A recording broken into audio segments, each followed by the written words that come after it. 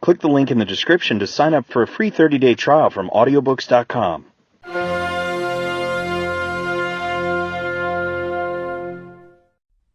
Dramatis Personae of the Tempest by William Shakespeare.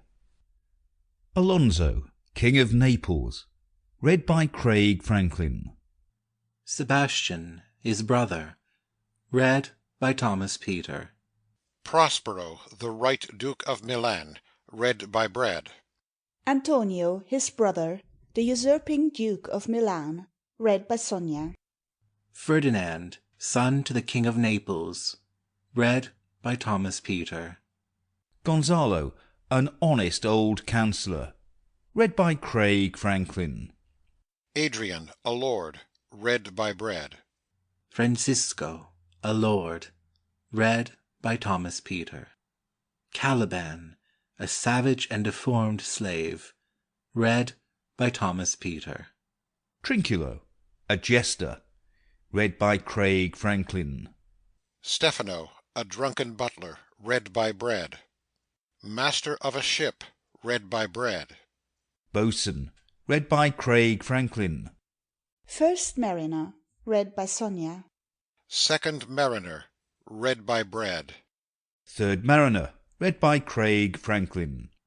Fourth mariner, read by Thomas Peter. Miranda, daughter to Prospero, read by Sonia. Ariel, an airy spirit, read by Sonia. Iris, a spirit, read by Craig Franklin. Ceres, a spirit, read by Thomas Peter. Juno, a spirit, read by Sonia. Stage directions, read by Craig Franklin. End of Dramatis Personae.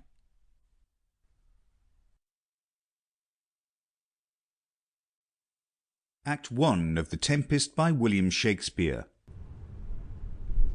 Act 1. Scene 1. On a ship at sea. A tempestuous noise of thunder and lightning heard. Enter a shipmaster and a boatswain. Boatswain! Here, mister, what cheer? Good, speak to the mariners. Fall to it, Yarley, or we run ourselves aground. Bestir! Bestir! Exit. Enter mariners. Hi, my hearts, cheerly, cheerly, my hearts, yeah, yeah. Take in the topsail, tend to the master's whistle, blow till thou burst thy wind, if room enough. Enter Alonso, Sebastian, Antonio, Ferdinand, Gonzalo, and others. Good boatswain, have care. Where's the master? Play the men. I pray now keep below. Where is the master, boatswain? Do you not hear him? You mar our labour, keep your cabins, you do assist the storm. Nay, good, be patient. When the sea is hence, what cares these roarers for the name of king? To cabin, silence, trouble us not. Good, yet remember whom thou hast aboard. None that I more love than myself. You are a counsellor. If you can command these elements to silence and work the peace of the present, we will not hand a rope more. Use your authority. If you cannot, give thanks you have lived so long, and make yourself ready in your cabin for the mischance of the hour, if it so hap. Cheerly, good hearts, out of our way, I say. Exit. I have great comfort from this fellow. Methinks he hath no drowning mark upon him. His complexion is perfect gallows. Stand fast, good fate, to his hanging. Make the rope of his destiny our cable, for our own doth little advantage. If he be not born to be hanged, our case is miserable. Exeunt. Re-enter boatswain. Down with the topmast! Yea, lower, lower! Bring her to try with main course. A cry within. A plague upon this howling! They are louder than the weather or our office. Re-enter Sebastian, Antonio, and Gonzalo. Yet again, what do you here? Shall we give o'er and drown? Have you a mind to sink? Pox o' your throat, you bawling, blasphemous, and charitable dog. Work you then. Hang, cur! Hang, you whoreson, insolent noise-maker! We are less afraid to be drowned than thou art. I'll warrant him for drowning, though the ship were no stronger than a nutshell, and as leaky as an unstanched wench. Lay her a hold, a hold! Set her 2 courses off to sea again! Lay her off! Enter mariners wet. All lost! To prayers, to prayers! All lost! What, must our mouths be cold?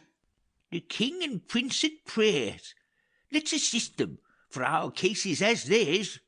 I'm out of patience. We are merely cheated of our lives by drunkards. This white-chapped rascal, would thou mightst lie drowning the washing of 10 tides.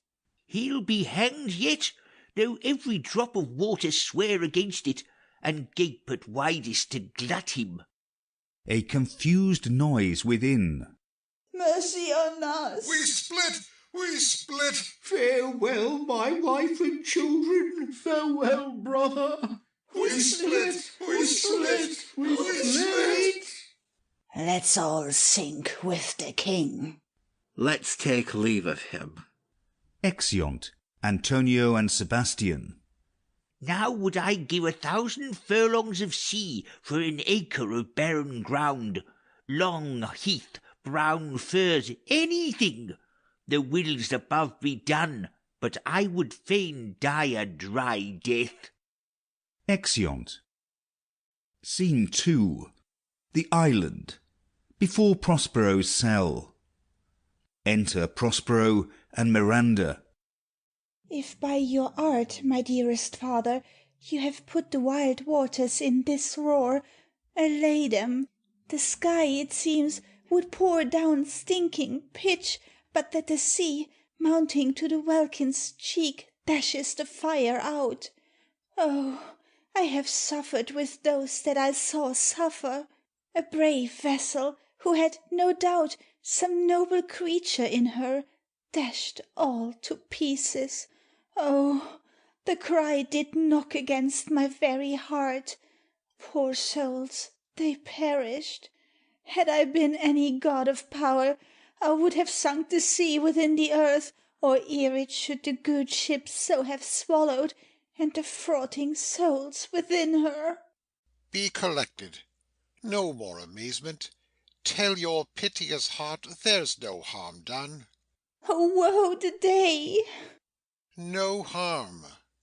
I have done nothing but in care of thee, my dear one, thee, my daughter, who art ignorant of what thou art, not knowing of whence I am, nor that I am more better than Prospero, master of a full poor cell, and thy no greater father. More to know did never meddle with my thoughts. 'Tis time I should inform thee farther. Lend thy hand, and pluck my magic garment from me. So. Lays down his mantle. Lie there, my art. Wipe thou thine eyes. Have comfort. The direful spectacle of the wreck, which touched the very virtue of compassion in thee, I have, with such provision in mine art so safely ordered, that there is no soul, no, not so much perdition as an hair, betid to any creature in the vessel which thou heardst cry, which thou saw'st sink. Sit down, for thou must now know farther. You have often begun to tell me what I am, but stopped, and left me to a bootless inquisition, concluding, Stay, not yet. The hour's now come. The very minute bids thee ope thine ear. Obey, and be attentive. Canst thou remember a time before we came unto this cell, I do not think thou canst, for then thou wast not out 3 years old. Certainly, sir, I can. By what? By any other house or person? Of anything the image tell me that hath kept with thy remembrance? 'Tis far off, and rather like a dream than an assurance that my remembrance warrants. Had I not 4 or 5 women once that tended me? Thou hadst, and more, Miranda. But how is it that this lives in thy mind? What seest thou else in the dark backward and abysm of time? If thou rememberest aught ere thou camest here, how thou camest here thou mayst. But that I do not. 12 years since, Miranda, 12 years since, thy father was the Duke of Milan, and a prince of power. Sir, are not you my father? Thy mother was a piece of virtue, and she said thou wast my daughter, and thy father was Duke of Milan, and his only heir and princess no worse issued. Oh, the heavens! What foul play had we, that we came from thence? Or blessed was't we did? Both, my girl. By foul play, as thou sayest, were we heaved thence, but blessedly holp hither. Oh, my heart bleeds to think at the teen that I had turned you to, which is from my remembrance. Please you, father. My brother, and thy uncle, called Antonio, I pray thee mark me, that a brother should be so perfidious.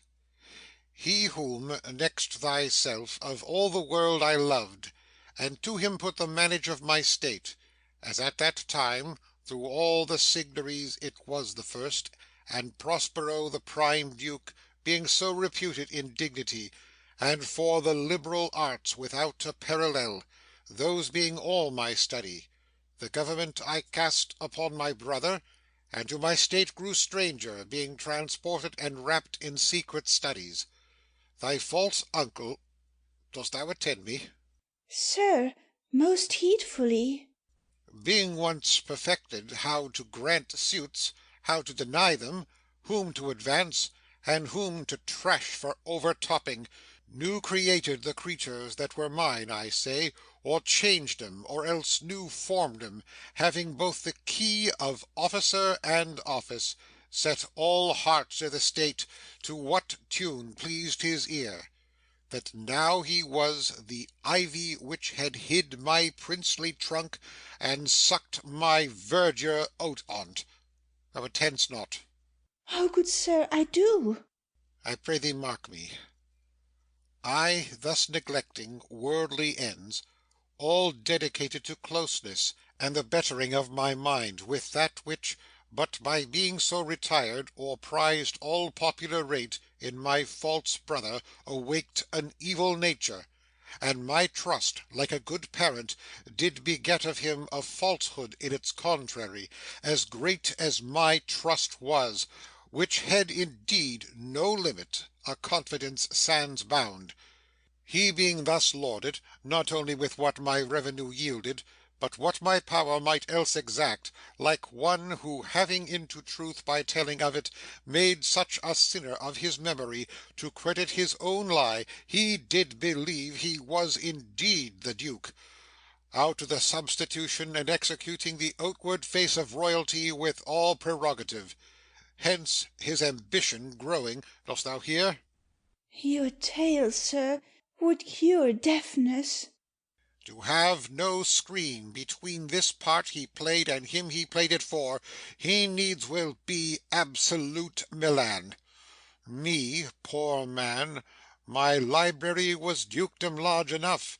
Of temporal royalties he thinks me now incapable, confederates so dry he was for sway with the King of Naples, to give him annual tribute, do him homage, subject his coronet to his crown, and bend the dukedom yet unbowed, alas poor Milan, to most ignoble stooping.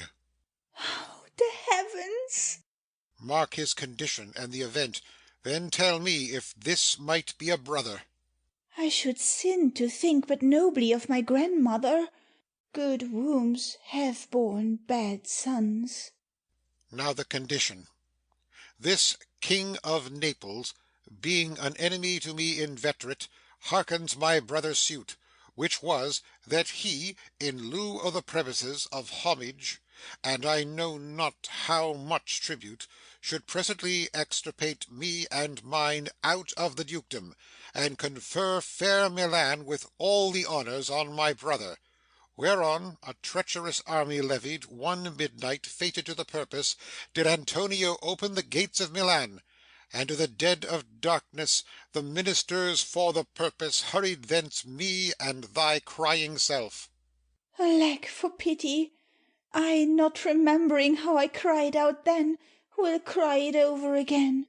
It is a hint that rings mine eyes to it.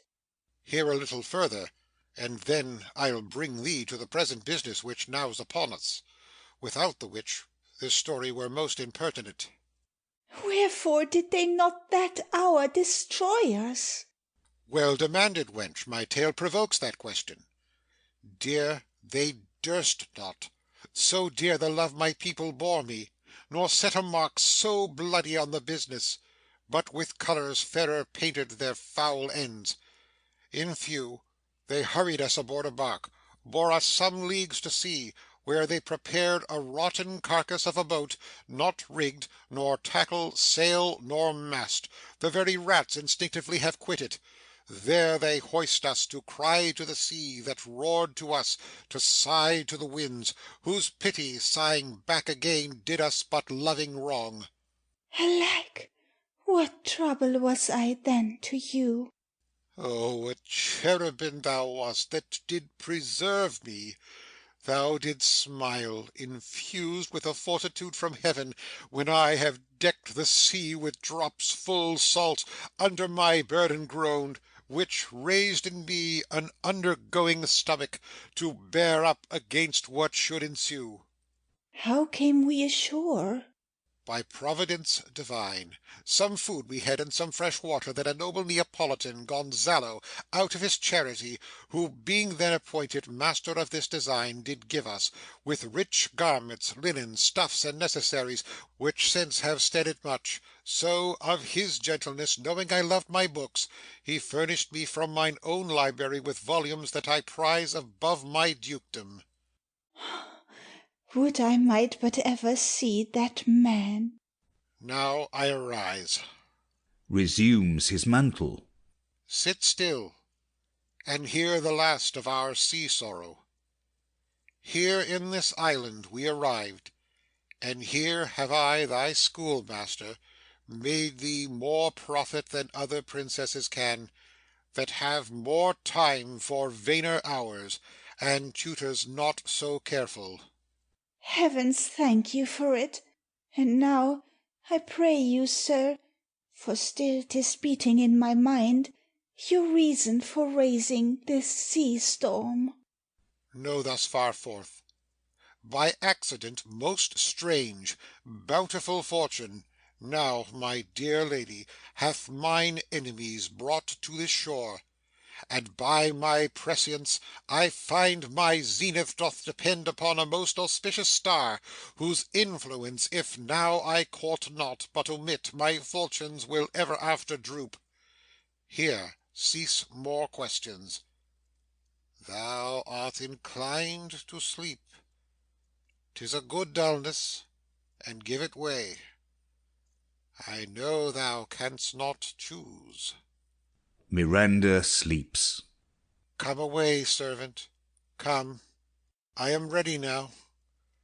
Approach my Ariel, come. Enter Ariel. All hail, great master, grave sir, hail! I come to answer thy best pleasure, be it to fly, to swim, to dive into the fire, to ride on the curled clouds. To thy strong bidding, task Ariel, and all his quality. Hast thou, spirit, performed to point the tempest that I bade thee? To every article I boarded the king's ship, now on the beak, now in the waist, the deck, in every cabin I flamed amazement. Sometimes I'd divide and burn in many places. On the topmast, the yards, and the bowsprit would I flame distinctly, then meet and join. Jove's lightnings, the precursors of the dreadful thunderclaps, more momentary and sight outrunning, were not. The fire and cracks of sulphurous roaring, the most mighty Neptune, seemed to besiege and make his bold waves tremble. Yea, his dread trident shake. My brave spirit! Who was so firm, so constant, that this coil would not infect his reason? Not a soul but felt the fever of the mad, and played some tricks of desperation. All but Marinus plunged in the foaming brine, and quit the vessel.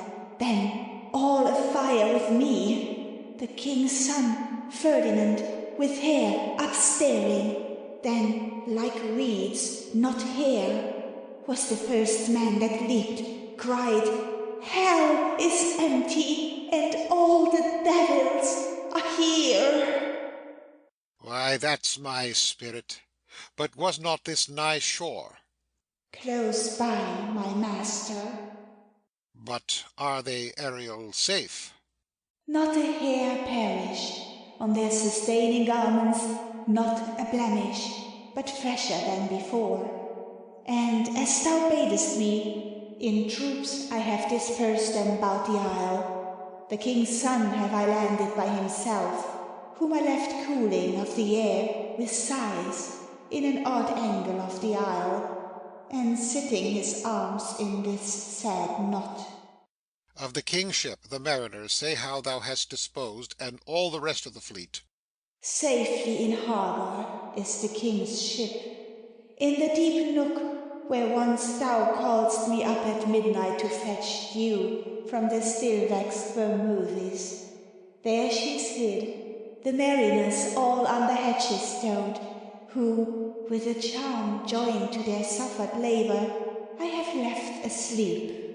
And for the rest of the fleet, which I dispersed, they all have met again, and are upon the Mediterranean float, bound sadly home for Naples, supposing that they saw the king's ship wrecked, and his great person perish. Ariel, thy charge exactly is performed, but there's more work. What is the time of the day? Past the mid-season. At least 2 glasses. The time 'twixt 6 and now must by us both be spent most preciously. Is there more toil? Since thou dost give me pains, let me remember thee what thou hast promised, which is not yet performed me. How now, Moody? What is't thou canst demand? My liberty. Before the time be out, no more. I prithee, remember I have done thee worthy service, told thee no lies, made thee no mistakings, served without or grudge or grumblings. Thou didst promise to bait me a full year. Dost thou forget from what a torment I did free thee? No. Thou dost, and think'st it much to tread the ooze of the salt deep, to run upon the sharp wind of the north, to do me business in the veins of the earth when it is baked with frost. I do not, sir. Thou liest, malignant thing. Hast thou forgot the foul witch Sycorax, who with age and envy was grown into a hoop? Hast thou forgot her? No, sir. Thou hast. Where was she born? Speak, tell me.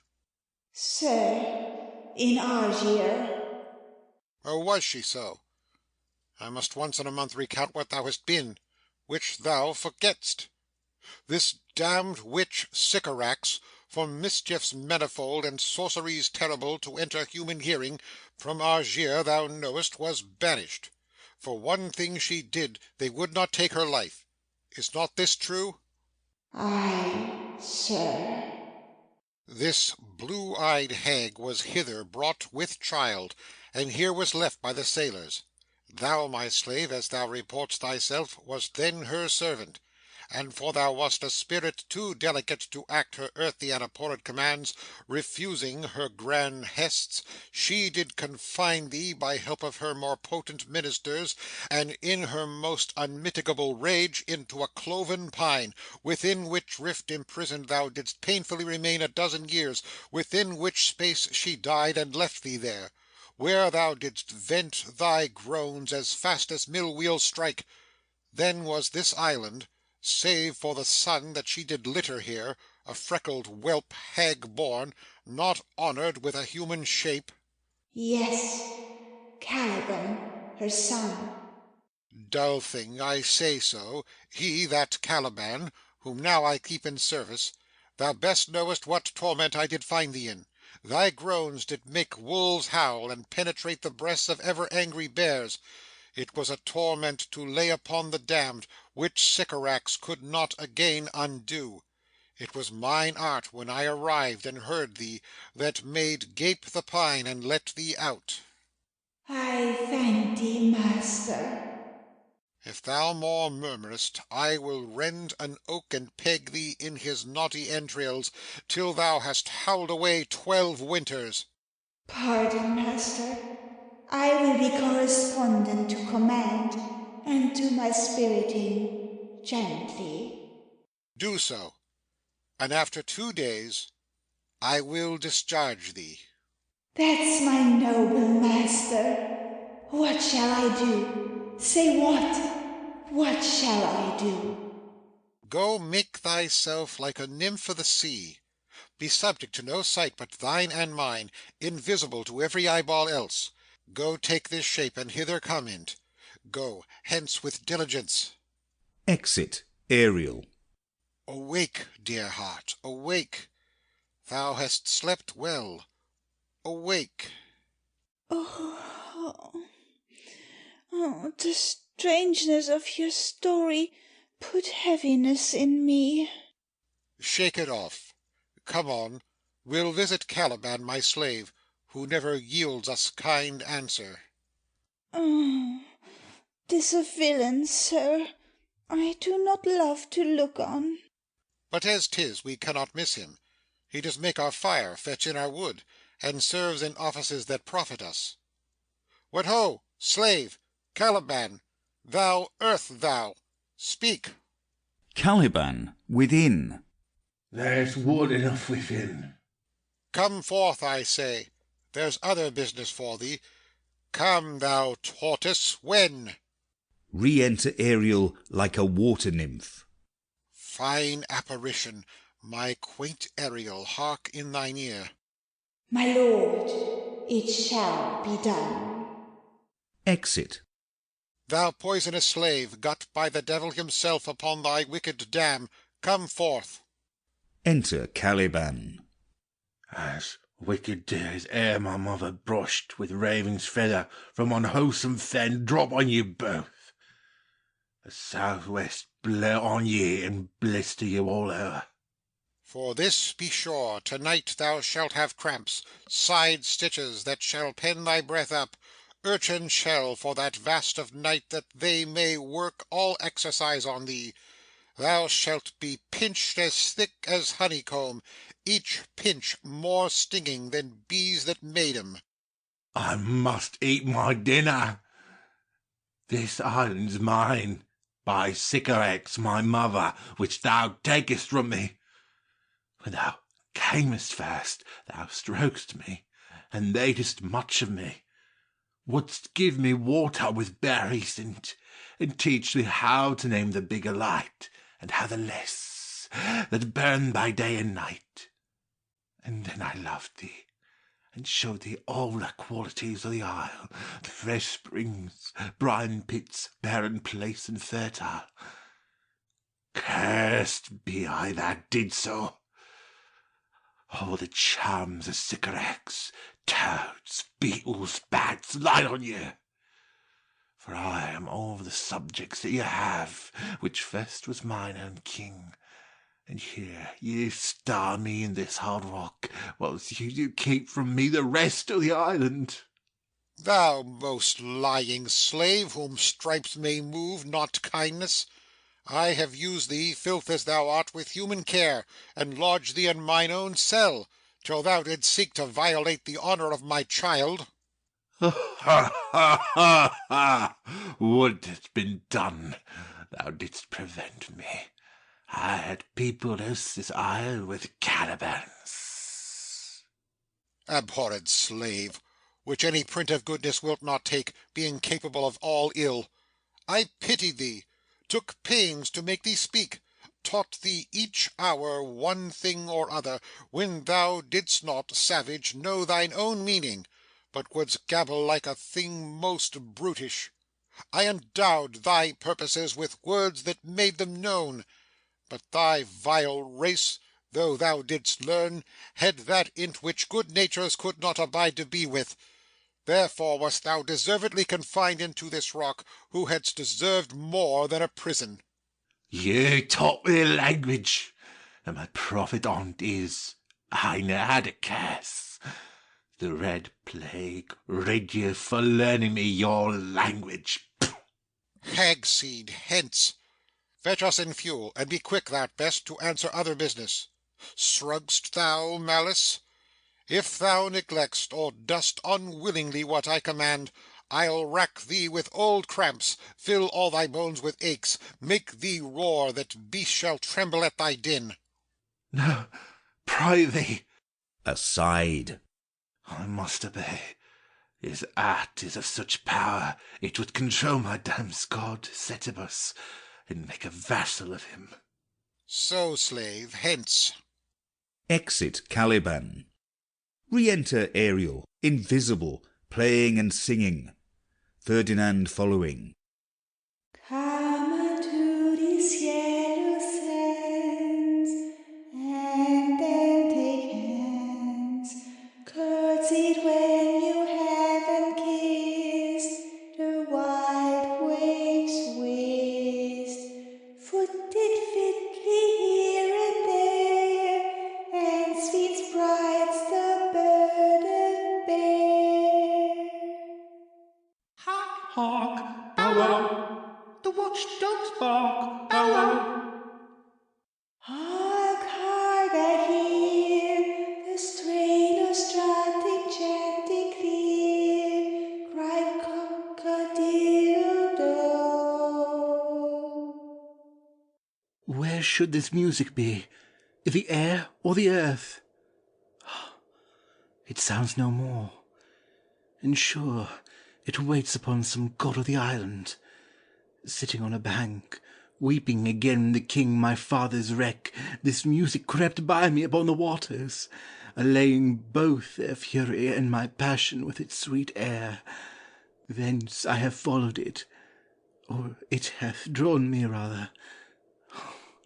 But 'tis gone. No, it begins again.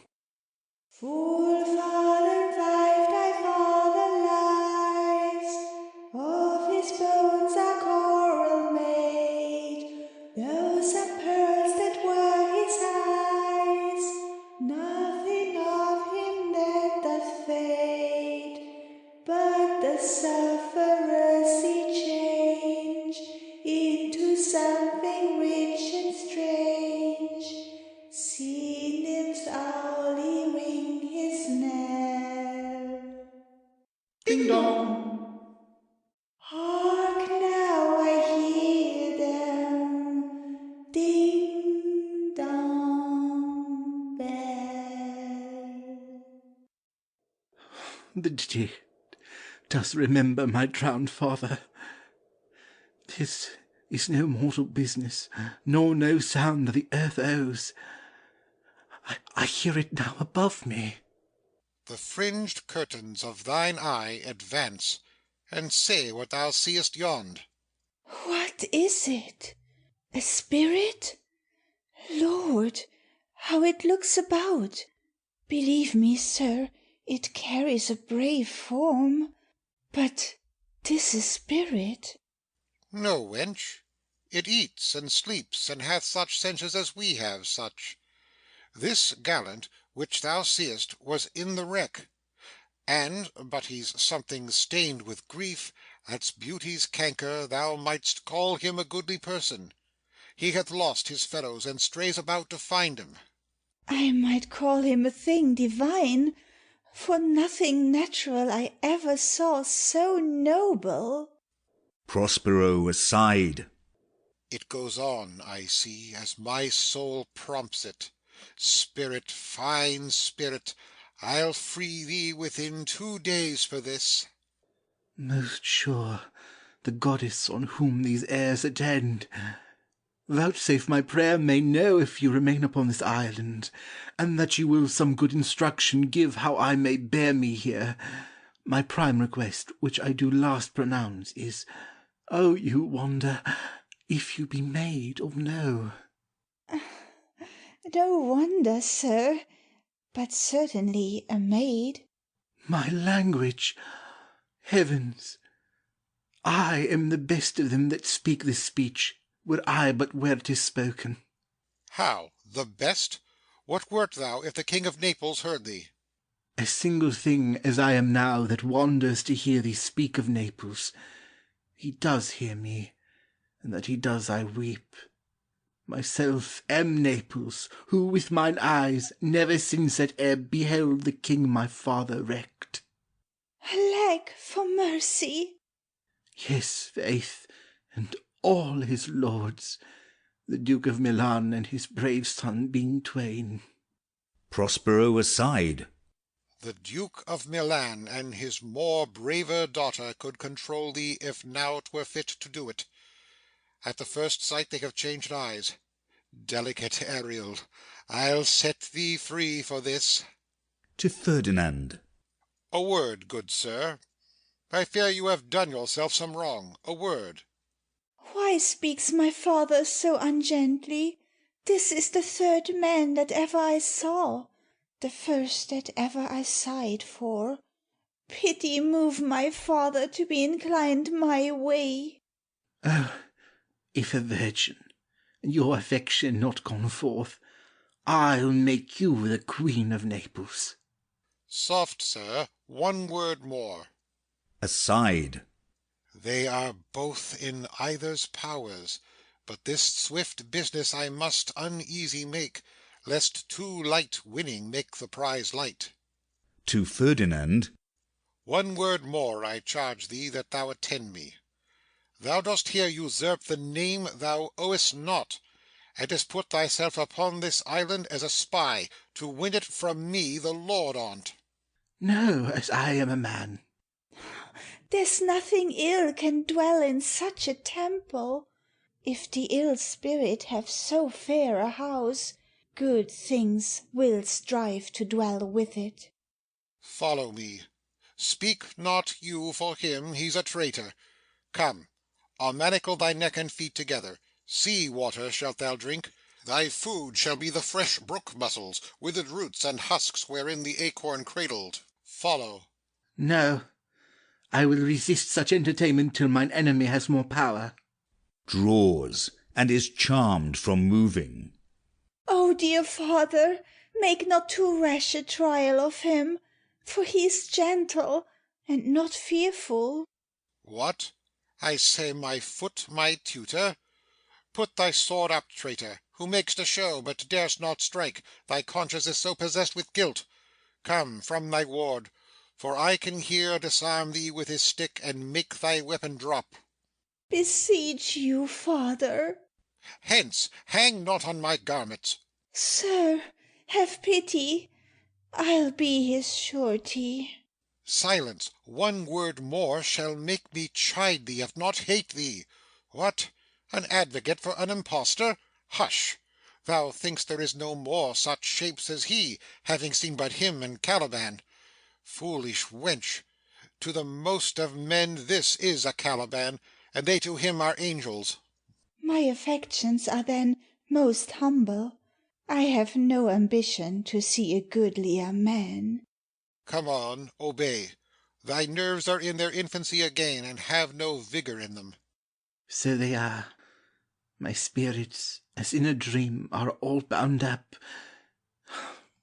My father's loss, the weakness which I feel, the wreck of all my friends, no this man's threats, to whom I am subdued, are but light to me. Might I but through my prison once a day behold this maid. All corners else of the earth let liberty make use of.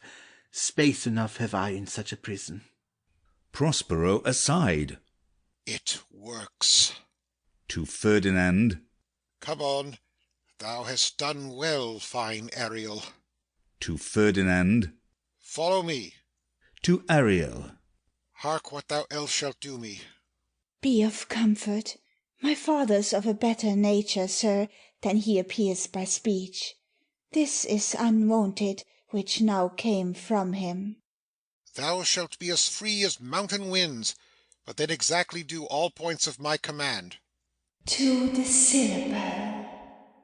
Come, follow, speak not for him. Exeunt. End of Act 1.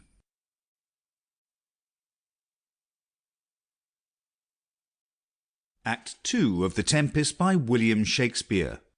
Act 2. Scene 1. Another part of the island. Enter Alonso, Sebastian, Antonio, Gonzalo, Adrian, Francisco, and others. Beseech you, sir, be merry. You have cause, so have we all of joy. For our escape is much beyond our loss. Our hint of woe is common every day. Some sailor's wife, the masters of some merchant, and the merchant have just our theme of woe. But for the miracle, I mean our preservation, few in millions can speak like us. Then wisely, good sir, weigh our sorrow with our comfort. Prithee, peace. He receives comfort like cold porridge. The visitor will not give him over so. Look, he's winding up the watch of his wit. By and by it will strike. Sir, One, tell.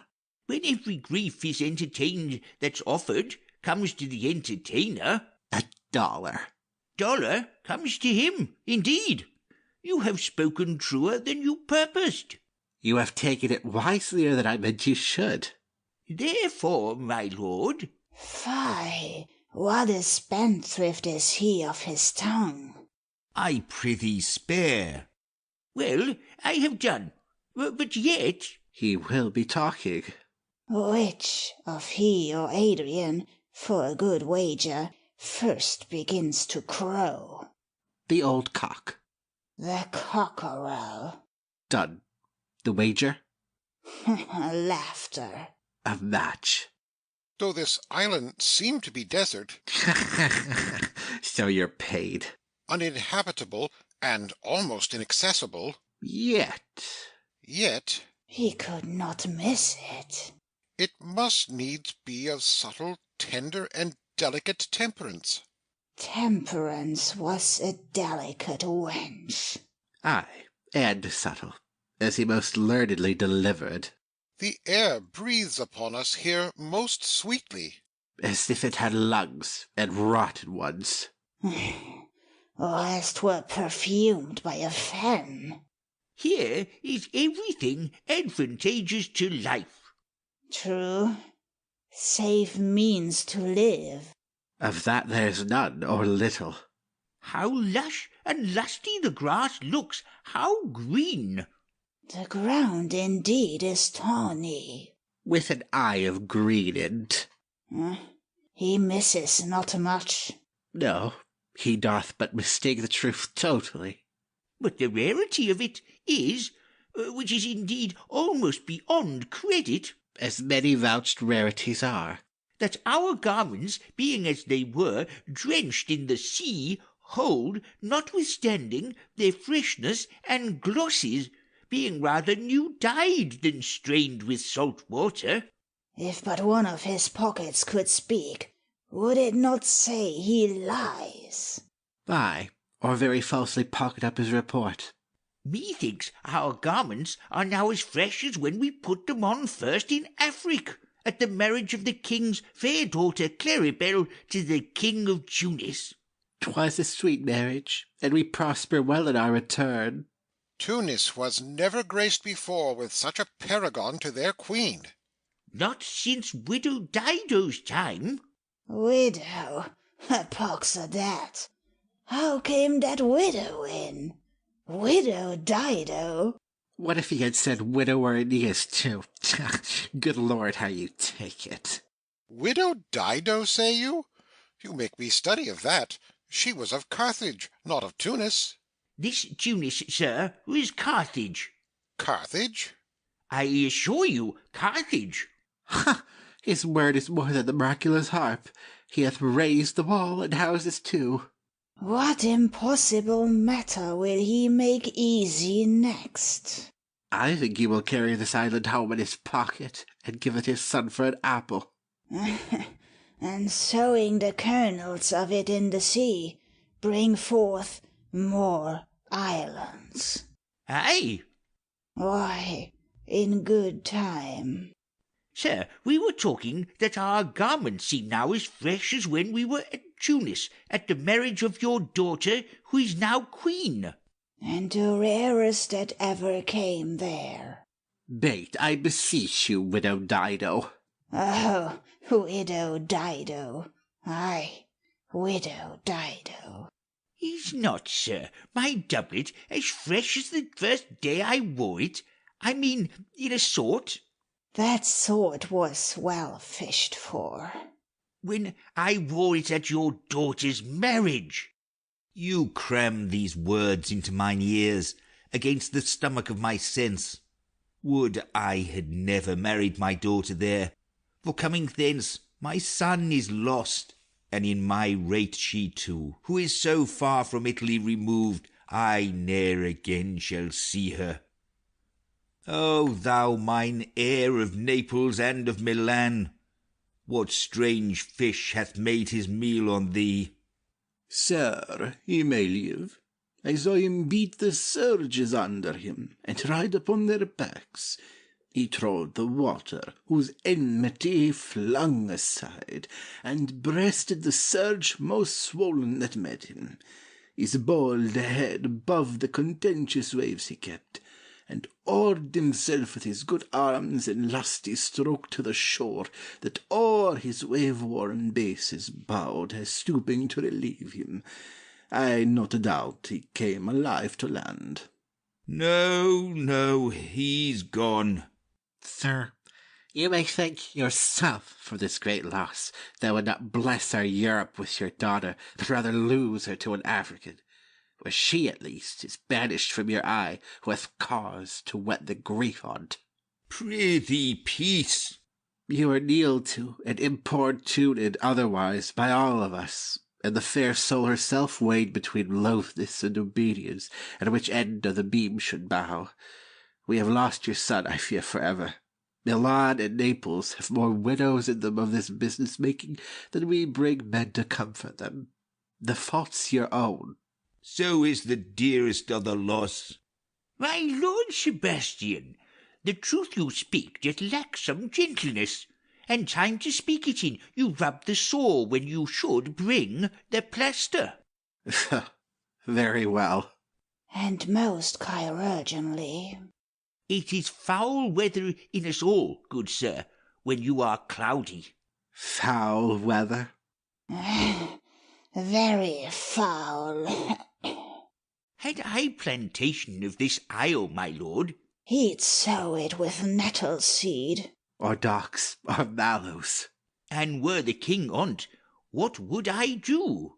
'Scape being drunk for want of wine. In the Commonwealth I would be contraries, execute all things, for no kind of traffic would I admit. No name of magistrate letters should not be known, riches, poverty, and use of service none, contract, succession, born, bound of land, tilth, vineyard, none, no use of metal, corn, or wine, or oil, no occupation, all men idle, all, and women too, but innocent and pure, no sovereignty. Yet he would be king on't. The latter end of his commonwealth forgets the beginning. All things in common nature should produce, without sweat or endeavour, treason, felony, sword, pike, knife, gun, or need of any engine, would I not have. But nature should bring forth of its own kind all foison, all abundance, to feed my innocent people. No marrying among his subjects? None, man, all idle, whores and knaves. I would with such perfection govern, sir, to excel the golden age. Save his majesty. Long live Gonzalo. And do you mark me, sir? Prithee no more. Thou dost talk nothing to me. I do well believe, your highness, and did it to minister occasion to these gentlemen, who are of such sensible and nimble lungs that they always used to laugh at nothing. 'Twas you we laughed at. Who, in this kind of merry fooling, am nothing to you, so you may continue and laugh at nothing still. What a blow was there given! And it had not fallen flat long. You are gentlemen of brave metal. You would lift the moon out of her sphere, if she would continue it in 5 weeks without changing. Enter Ariel, invisible, playing solemn music. We would so, and then go a bat-fowling. Nay, my good lord, be not angry. No, I warrant you, I will not adventure my discretion so weakly. Will you laugh me asleep? For I am very heavy. Go sleep, and hear us. All sleep, except Alonso, Sebastian, and Antonio. What? All so soon asleep? I wish mine eyes would with themselves shut up my thoughts. I find they are inclined to do so. Please you, sir, do not omit the heavy offer of it. It seldom visits sorrow. When it doth, it is a comforter.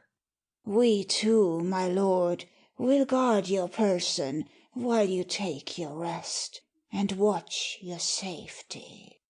Thank you. Wondrous heavy. Alonso sleeps. Exit Ariel. What a strange drowsiness possesses them. It is the quality of the climate. Why doth it not then our eyelids sink? I find not myself disposed to sleep. Nor I. My spirits are nimble. They fell together all as by consent. They dropped as by a thunderstroke. What might, worthy Sebastian? Oh, what might? No more. And yet methinks I see it in thy face, what thou shouldst be. The occasion speaks thee, and my strong imagination sees a crown dropping upon thy head. What? Art thou waking? Do you not hear me speak? I do, and surely it is a sleepy language, and thou speakst out of thy sleep. What is it thou didst say? This is a strange repose to be asleep with eyes wide open, standing, speaking, moving, and yet so fast asleep. Noble Sebastian, thou lett'st thy fortune sleep, die rather, wing'st whilst thou art waking. Thou dost snore distinctly. There's meaning in thy snores. I am more serious than my custom. You must be so too, if heed me, which to do troubles thee over. Well, I am standing water. I'll teach you how to flow. Do so. To ebb hereditary sloth instructs me. Oh, if you but knew how you the purpose cherish, while thus you mock it, how in stripping it you more invest it. Ebbing men, indeed, most often do so near the bottom run, by their own fear or sloth. Prithee, say on. The setting of thine eye and cheek proclaim a matter from thee, and a birth indeed which throws thee much to yield.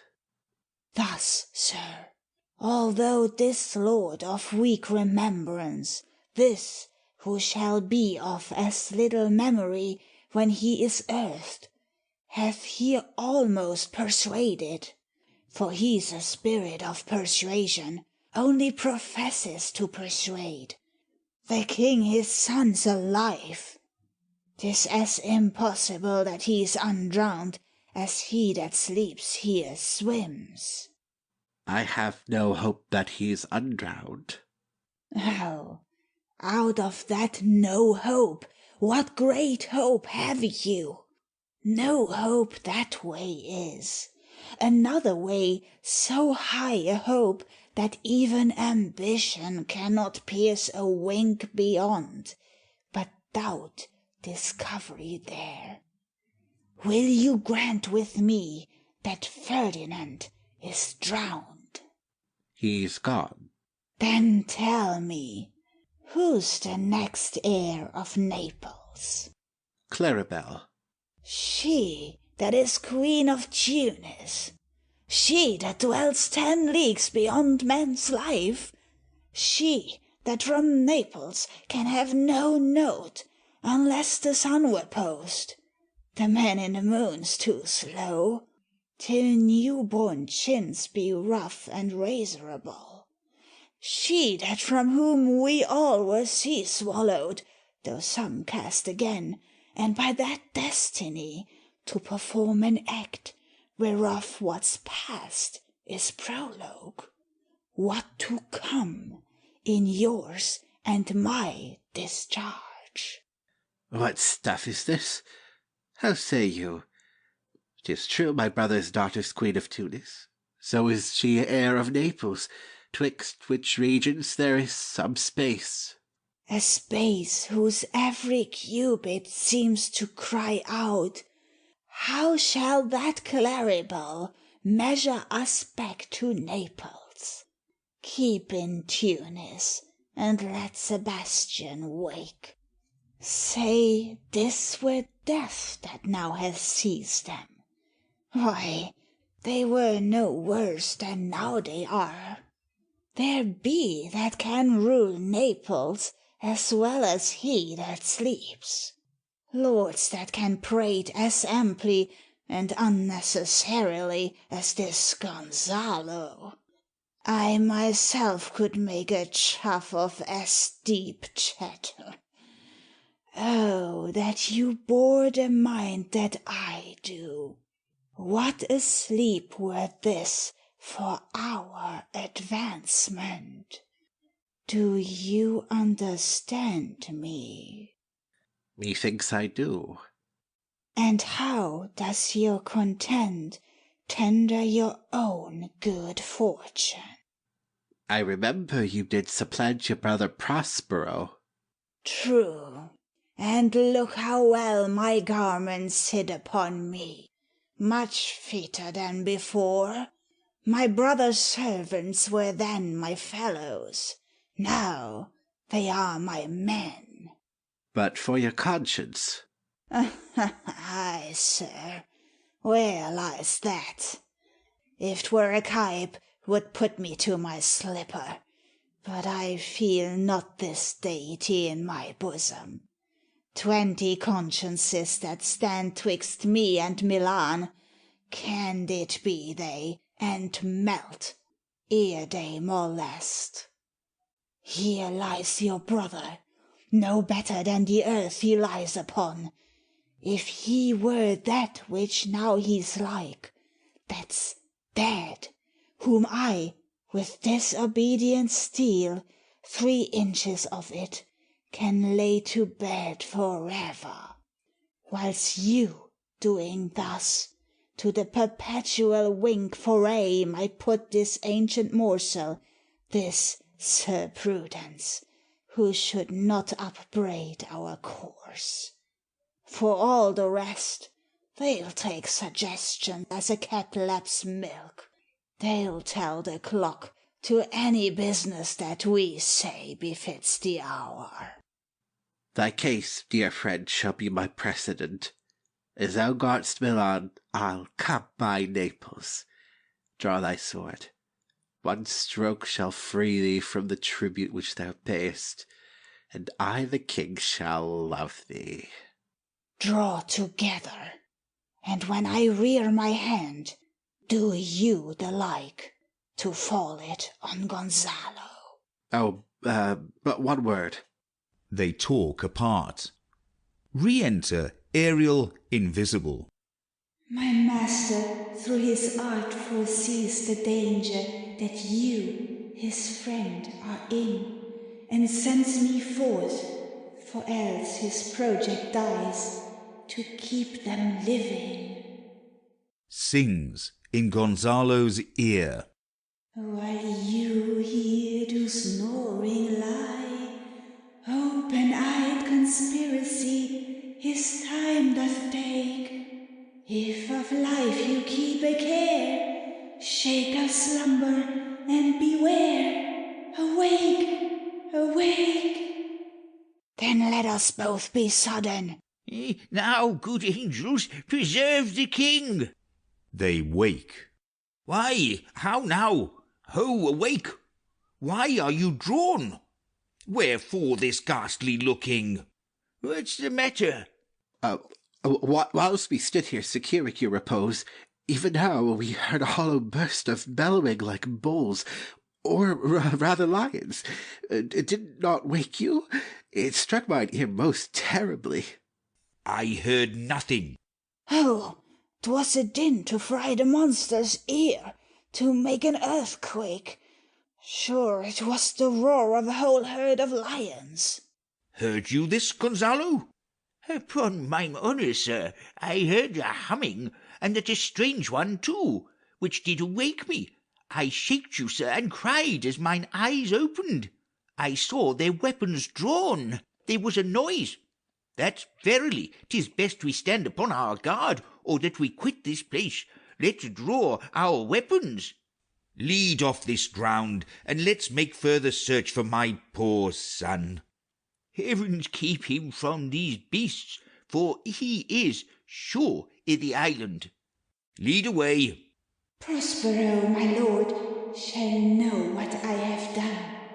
So, king, go safely on to seek thy son. Exeunt. Scene 2. Another part of the island. Enter Caliban with a burden of wood. A noise of thunder heard. All the infections that the sun sucks up from bogs, fens, flats on Prosper fall, and make him by inchmeal or disease. The spirits hear me, and yet I needs must curse. But they'll not pinch, fright me with urchin shows, pitch me in the mire, nor lead me like a firebrand in the dark out of my way, unless he bid 'em. But for every trifle they set upon me, sometime like apes that mow and chatter at me, and after bite me, then like hedgehogs which lie tumbling in my barefoot way, and mount their pricks at my footfall. Sometime am I all wound with adders, who with cloven tongues do hiss me into madness. Enter Trinculo. Lo now, lo, here comes the spirit of his, and to torment me for bringing wood in slowly. I'll fall flat, but chance he will not mind me. There's neither bush nor shrub to bear off any weather at all. And another storm brewing. I hear it sing i' the wind. Yond same black cloud, yond huge one, looks like a foul bombard that would shed his liquor. If it should thunder as it did before, I know not where to hide my head. Yon same cloud cannot choose but fall by pailfuls. What have we here? A man or a fish? Dead or alive? A fish. He smells like a fish, a very ancient and fish-like smell, a kind of not of the newest, poor John. A strange fish. Were I in England now, as once I was, and had but this fish painted, not a holiday fool there, but would give a piece of silver, there would this monster make a man. Any strange beast there makes a man. When they will not give a doit to relieve a lame beggar, they will lay out 10 to see a dead Indian. Legged like a man, and his fins like arms. Warmer my troth, I do now let loose my opinion, hold it no longer. This is no fish, but an islander that hath lately suffered by a thunderbolt. Alas, the storm is come again. My best way is to creep under his gabardine. There is no other shelter hereabout, and misery acquaints a man with strange bedfellows. I will here shroud till the dregs of the storm be past. Enter Stephano singing, a bottle in his hand. I shall no more to sea, here shall I die ashore. This is a very scurvy tune to sing at a man's funeral. Well, here's my comfort. The master, the swabber, the boatswain, and I, the gunner and his mate, loved Moll, Megan, Marion, and Marjorie, but none of us cared for Kate, for she had a tongue with a tang, would cry to a sailor, "Go hang!" She loved not the savour of tar nor of pitch, yet a tailor might scratch her where'er she did itch. Then to sea, boys, and let her go hang. This is a scurvy tune too, but here's my comfort. Do not torment me. What's the matter? Have we devils here? Do you put tricks on with savages and men of Ind, I have not scaped drowning to be afeard now of your 4 legs, for it hath been said, as proper a man as ever went on 4 legs cannot make 'em give ground, and it shall be said so again, while Stephano breathes at's nostrils. The spirit torments me. Oh. This is some monster of the isle with 4 legs, who hath got, as I take it, an ague. Where the devil should he learn our language? I will give him some relief, if it be but for that. If I can recover him and keep him tame, and get to Naples with him, he's a present for any emperor that ever trod on neat's leather. Do not torment me, prithee. I'll bring my wood home faster. He's in his fit now, and does not talk after the wisest. He shall taste of my bottle. If he have never drunk wine afore, it will go near to remove his fit. If I can recover him and keep him tame, I will not take too much for him. He shall pay for him that hath him, and that soundly.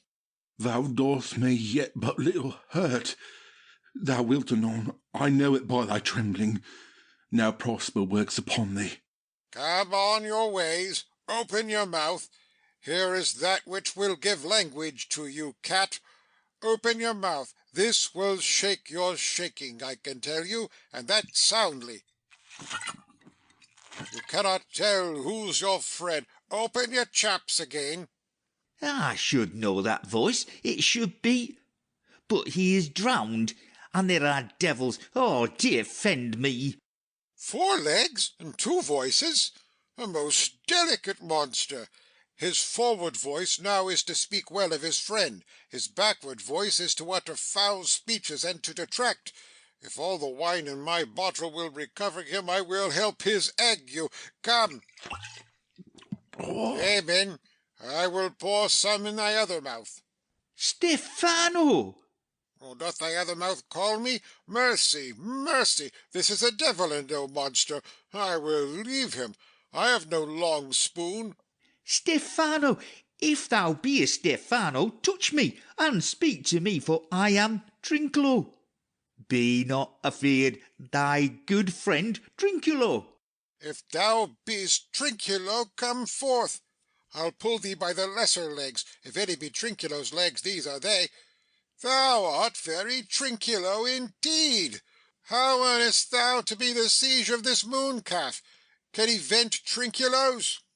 I took him to be killed with a thunderstroke. But art thou not drowned, Stephano? I hope now thou art not drowned. Is the storm overblown? I hid me under the dead moon calf's gabardine for fear of the storm. And art thou living, Stephano? Oh, Stephano, 2 Neapolitans scaped. Prithee, do not turn me about. My stomach is not constant. Caliban aside. These be fine things, and if they be not sprites, that brave god, and bear celestial liquor, I will kneel to him. How didst thou escape? How camest thou hither? Swear by this bottle how thou camest hither. I escaped upon a butt of sack, which the sailors heaved o'erboard by this bottle, which I made of the bark of a tree with mine own hands, since I was cast ashore. I'll swear upon that bottle to be thy true subject, for the liquor is not earthly. Here, swear then how thou escapest. Swim ashore, man, like a duck. I can swim like a duck, I'll be sworn. Here, kiss the book. Though thou canst swim like a duck, thou art made like a goose. Oh, Stephano, hast any more of this? The whole butt, man. My cellar is in a rock by the seaside, where my wine is hid. How now, moon calf, how does thine egg you? Hast thou not dropped from heaven? Out of the moon, I do assure thee. I was the man of the moon when time was. I have seen thee in her, and I do adore thee. My mistress showed me thee, and thy dog, and thy bush. Come, swear to that. Kiss the book.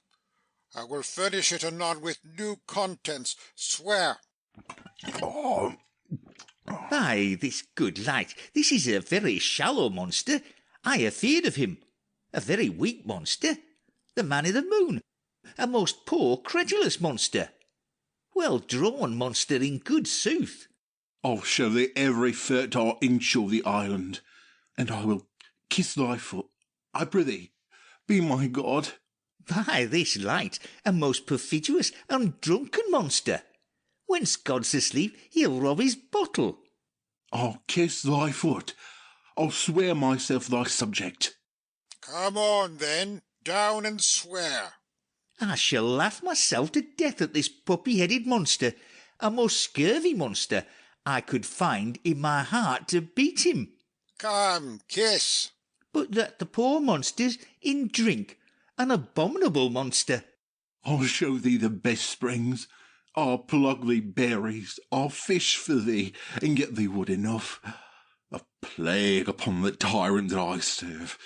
I'll bear him no more sticks, but follow thee, thou wondrous man. A most ridiculous monster to make a wonder of a poor drunkard.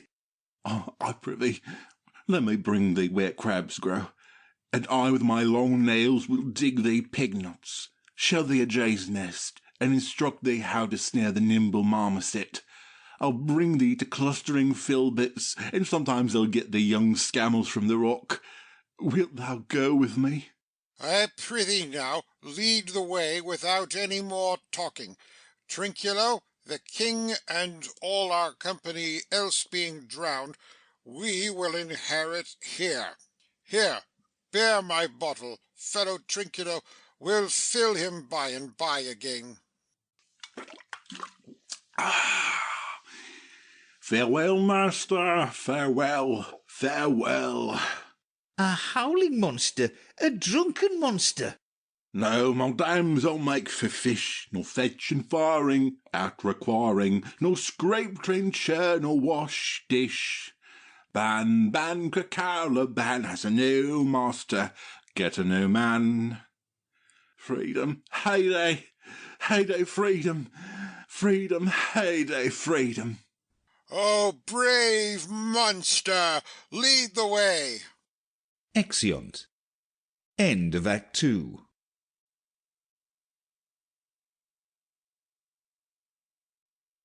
Act 3 of The Tempest by William Shakespeare. Act 3, Scene 1. Before Prospero's cell. Enter Ferdinand bearing a log. There be some sports are painful, and the labour delight in them sets off. Some kinds of baseness are nobly undergone, and most poor matters point to rich ends. This my mean task would be as heavy to me as odious, but the mistress which I serve quickens what's dead, and makes my labours pleasures. Oh, she is 10 times more gentle than her father's crabbed, and he's composed of harshness. I must remove some thousands of these logs, and pile them up upon a sore injunction. My sweet mistress weeps when she sees me work, and says such baseness had never like executor. I forget, but these sweet thoughts to even refresh my labours, most busy lest when I do it. Enter Miranda and Prospero at a distance unseen. Alas now, pray you, work not so hard. I would the lightning had burned up those logs that you are enjoined to pile. Pray, set it down and rest you. When this burns, 'twill weep for having wearied you. My father is hard at study. Pray now, rest yourself. He's safe for these 3 hours. Oh, most dear mistress, the sun will set before I shall discharge what I must strive to do. If you'll sit down, I'll bear your logs the while. Pray, give me that. I'll carry it to the pile.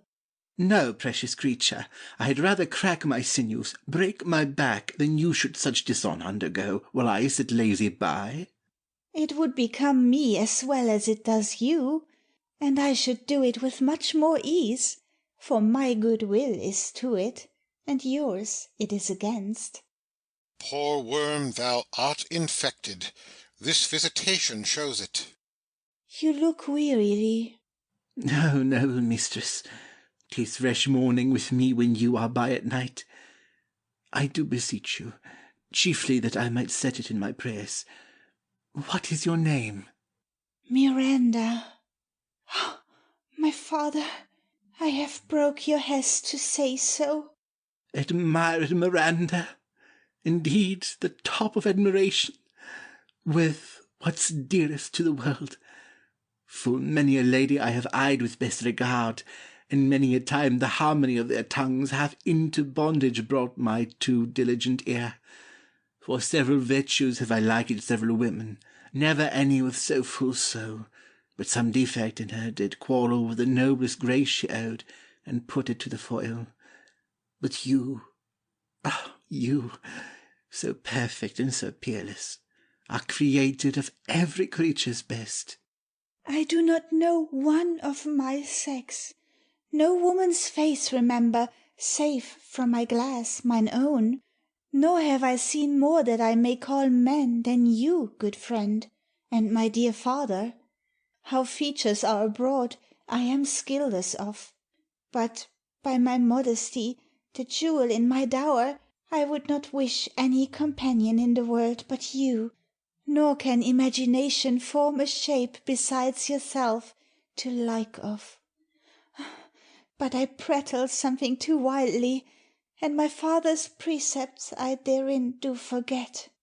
I am, in my condition, a prince, Miranda. I do think a king. Oh, I would not so, and would no more endure this wooden slavery than to suffer the flesh fly blow my mouth. Hear my so speak. The very instant that I saw you, did my heart fly to your service. There resides to make me slave to it, and for your sake am I this patient logman. Do you love me? O heaven, O earth, bear witness to this sound, and crown what I profess with kind event if I speak true. If hollowly, invert what best is boded me to mischief. I, beyond all limit of what else i' the world do love, prize, honour you. I am a fool to weep at what I am glad of. Fair encounter of two most rare affections, heavens rain grace on that which breeds between 'em. Wherefore weep you? At mine unworthiness, that dare not offer what I desire to give, and much less take what I shall die to want. But this is trifling, and all the more it seeks to hide itself, the bigger bulk it shows. Hence, bashful cunning, and prompt me, plain and holy innocence. I am your wife, if you will marry me. If not, I'll die your maid. To be your fellow you may deny me, but I'll be your servant, whether you will or no. My mistress, dearest, and I thus humble ever. My husband, then? I, with a heart as willing as bondage e'er of freedom. Here's my hand. And mine, with my heart in it. And now farewell, till half an hour hence. 1,000,000. Exeunt Ferdinand and Miranda severally. So glad of this as they I cannot be, who are surprised withal, but my rejoicing at nothing can be more. I'll to my book, for yet ere supper time must I perform much business appertaining. Exit. Scene 2. Another part of the island. Enter Caliban, Stephano, and Trinculo. Tell not me, when the butt is out, we will drink water, not a drop before. Therefore bear up and boredom. Servant monster, drink to me. Servant monster, the folly of this island. They say there's but 5 upon this isle. We are 3 of them. If the other 2 be brained like us, they'll stay at tossers. Drink, servant monster, when I bid thee. Thy eyes are almost set in thy head. Where should they be set else? He were a brave monster indeed, if they were set in his tail. My man monster hath drowned his tongue in sack. For my part, the sea cannot drown me. I swam ere I could recover the shore, 35 leagues off and on. By this light thou shalt be my lieutenant monster, or my standard. Your lieutenant? If you list, he's no standard. Will not run, monsieur monster. No go neither, but you'll lie like dogs, and yet say nothing neither. Mooncalf, speak once in thy life, if thou beest a good mooncalf. How does thy honour? Let me lick thy shoe. I'll not serve him. He is not valiant. Thou liest, most ignorant monster. I am in case to justle a constable. Why, thou debauched fish, thou was there ever man, a coward, that hath drunk so much sack as I to-day? Wilt thou tell a monstrous lie, being but half a fish and half a monster? Lo, how it mocks me. Wilt thou let him, my lord? Lord, quoth he, that a monster should be such a natural. Lo, let again. Bite him to death, I prithee. Trinculo, keep a good tongue in your head. If you prove a mutineer, the next tree. The poor monster's my subject, and he shall not suffer indignity. I thank my noble lord. Wilt thou be pleased to hearken once again to the suit I made to thee? Marry will I. Kneel and repeat it. I will stand, and so shall Trinculo. Enter Ariel, invisible. As I told thee before, I am subject to a tyrant, a sorcerer, that by his cunning hath cheated me of the island. Liest. Thou liest, thou jesting monkey, thou. I would my valiant master would destroy thee. I do not lie. Trinculo, If you trouble him any more in's tale, by this hand I will supplant some of your teeth. Why, I said nothing. Mum, then, and no more. Proceed. I say, by sorcery he got this isle. From me he got it. If thy greatness will revenge it on him, for I know thou darest, but this thing dare not. That's most certain. Thou shalt be lord of it, and I'll serve thee. How now shall this be compassed? Canst thou bring me to the party? Yea, my lord, I'll yield him thee asleep, where thou mayest knock a nail into his head. Ha ha ha! Thou liest. Thou canst not. What a pie ninny's this, thou scurvy patch! I do beseech thy greatness, give him blows, and take his bottle from him. When that's gone, he shall drink naught but brine, for I'll not show him where the quick freshers are. Trinculo, run into no further danger. Interrupt the monster one word further, and by this hand I'll turn my mercy out at doors and make a stockfish of thee. Why, what did I? I did nothing. I'll go further off. Didst thou not say he lied? Liest. Do I so? Take thou that. Beats him. As you like this, give me the lie another time. I did not give the lie. Out of your wits and hearing too. A pox on your bottle, this can second drinking do. A murrain on your monster, and the devil take your fingers. Ha ha ha! Now, forward with your tale. Prithee stand further off. Beat him enough. After a little time I'll beat him too. Stand farther. Come, proceed. Why, as I told thee, 'tis a custom with him i' the afternoon to sleep. There thou mayst brain him, having first seized his books, or with a log batter his skull, or punch him with a stake, or cut his weazen with thy knife. Remember first to possess his books, for without them he's but a sot, as I am, nor hath not one spirit to command. They all do hate him as rootedly as I. Burn but his books. He has brave utensils, for so he calls them, which, when he has a house, he'll deck withal. And that most deeply to consider is the beauty of his daughter. He himself calls her a nonpareil. I never saw a woman, but only Sycorax, my dam, and she. But she as far surpasseth Sycorax's great stuff's least. Is it so brave a lass? Ay, lord, she will become thy bed, I warrant, and bring thee forth brave brood. Monster, I will kill this man. His daughter and I will be king and queen, save our graces, and Trinculo and thyself shall be viceroys.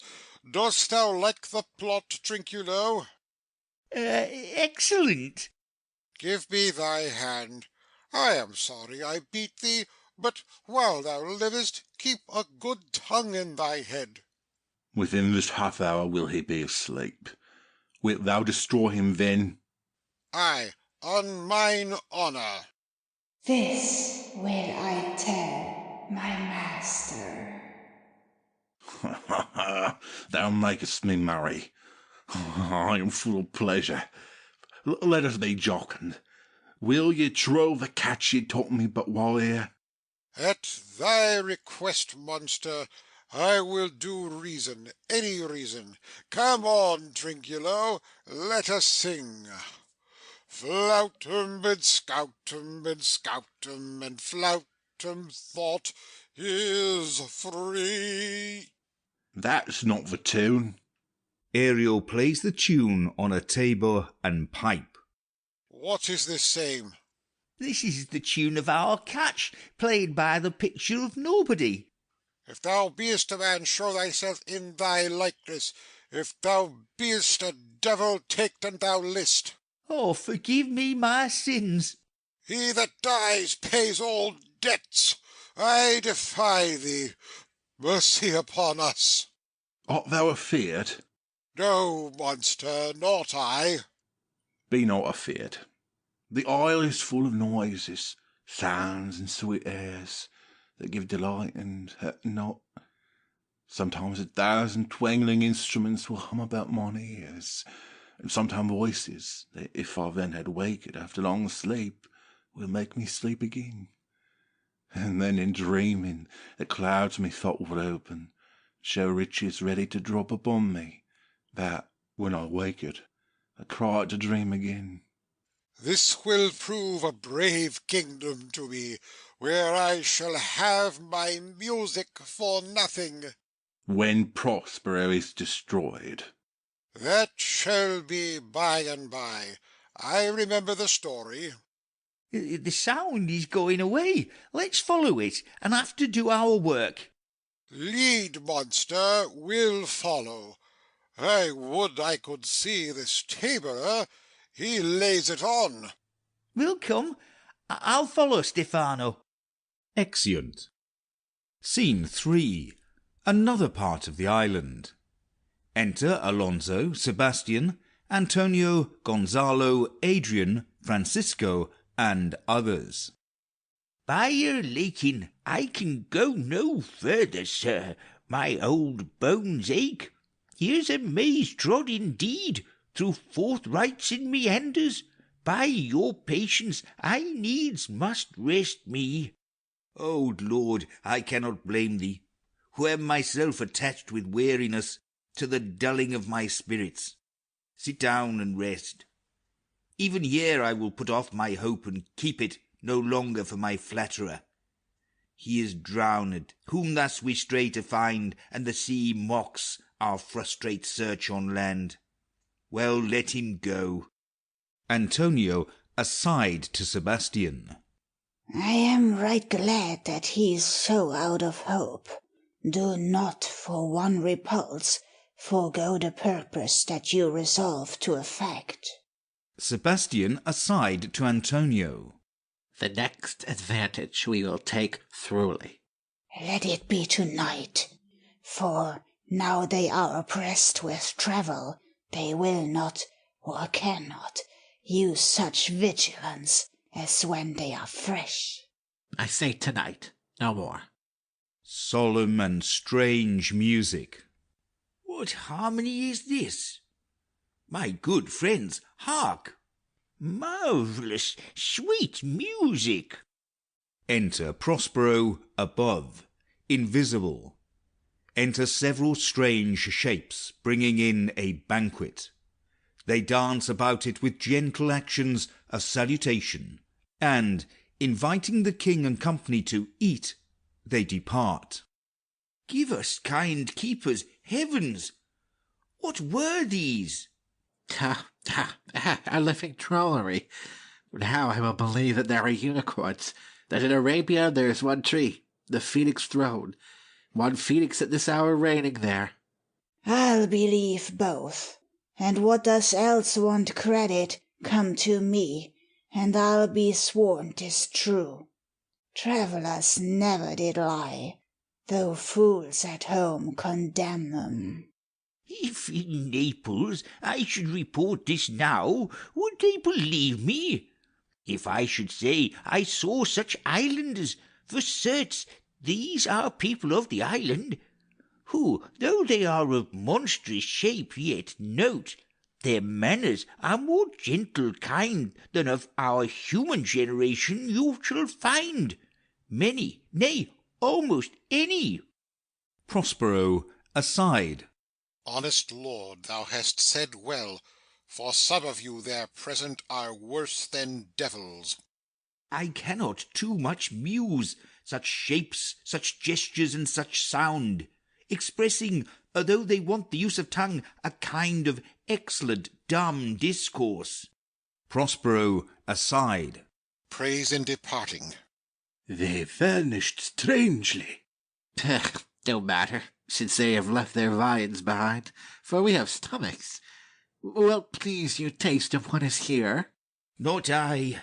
Faith, sir, you need not fear.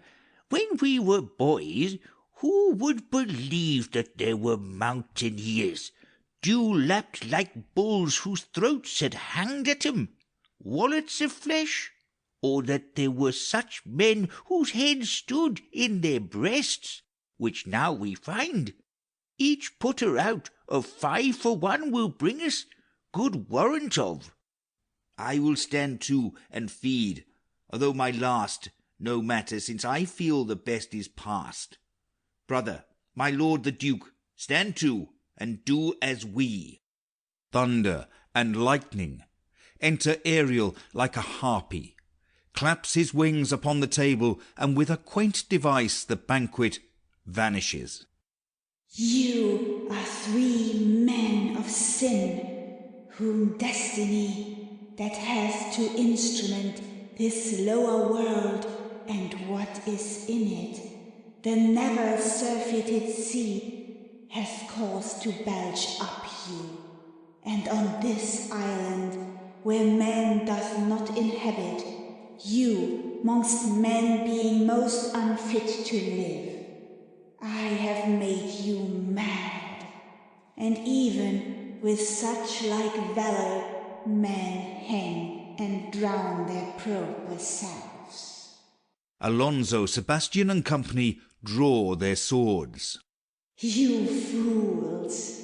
I and my fellows are ministers of fate. The elements, of whom your swords are tempered, may as well wound the loud winds, or with be mocked at stabs, kill the still closing waters, as diminish one dowel that's in my plume. My fellow ministers are like invulnerable. If you could hurt, your swords are now too massy for your strength, and will not be uplifted. But remember, for that's my business to you, that you 3 from Milan did supplant good Prospero, exposed unto the sea, which hath requited him and his innocent child, for which foul deed the powers, delaying, not forgetting, have incensed the seas and shores, yea, all the creatures against your peace. Thee of thy son Alonso they have bereft, and do pronounce by me lingering perdition, worse than any death can be at once, shall step by step attend you and your ways, whose wrath to guard you from, which here in this most desolate isle else falls upon your heads, is nothing but heart sorrow and a clear life ensuing. He vanishes in thunder. Then, to soft music, enter the shapes again, and dance with mocks and mouths, and carry out the table. Bravely the figure of this harpy hast thou performed, my Ariel, a grace it had, devouring. Of my instruction hast thou nothing bated in what thou hadst to say, so, with good life and observation strange, my meaner ministers their several kinds have done. My high charms work, and these mine enemies are all knit up in their distractions. They now are in my power, and in these fits I leave them, while I visit young Ferdinand, whom they suppose is drowned, and his and mine loved darling. Exit above. In the name of something holy, sir, why stand you in this strange stare? Oh, it is monstrous, monstrous! Methought the billows spoke and told me of it. The winds did sing it to me, and the thunder, that deep and dreadful organ pipe, pronounced the name of Prosper. It did bass my trespass, therefore my son, in the ooze is bedded, and I'll seek him deeper than e'er plummet sounded, and with him there lie muddied. Exit. But one fiend at a time I'll fight their legions o'er. I'll be thy second. Exeunt Sebastian and Antonio. All three of them are desperate. Their great guilt, like poison given to work a great time after, now gins to bite the spirits. I do beseech you, that are of suppler joints, follow them swiftly, and hinder them from where this ecstasy may now provoke them to. Follow, I pray you. Exeunt. End of Act 3.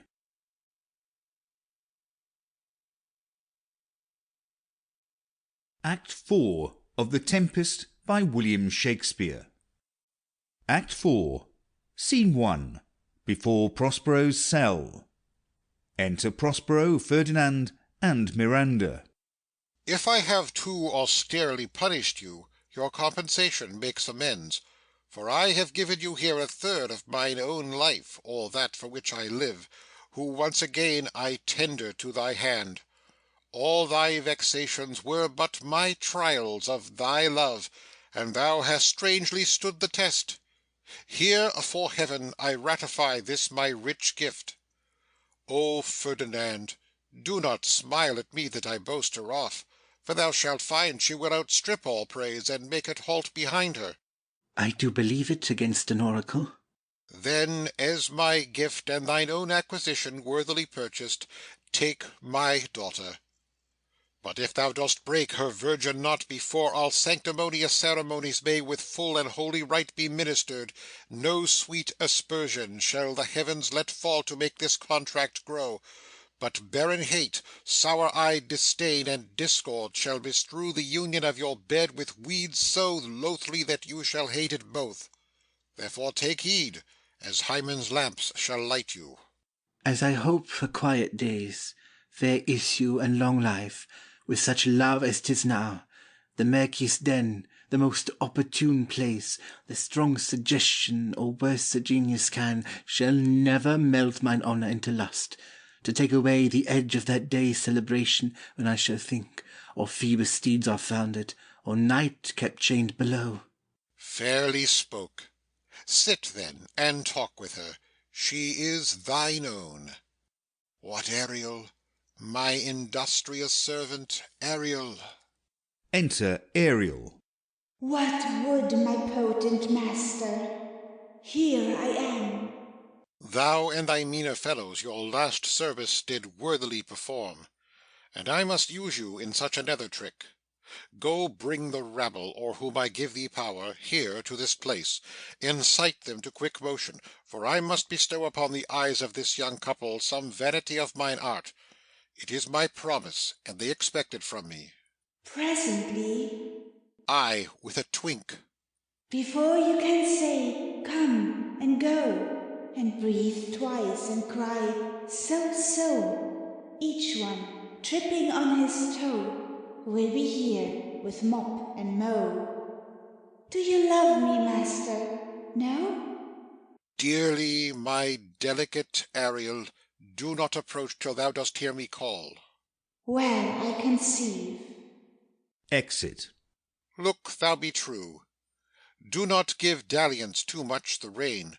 The strongest oaths are straw to the fire of the blood.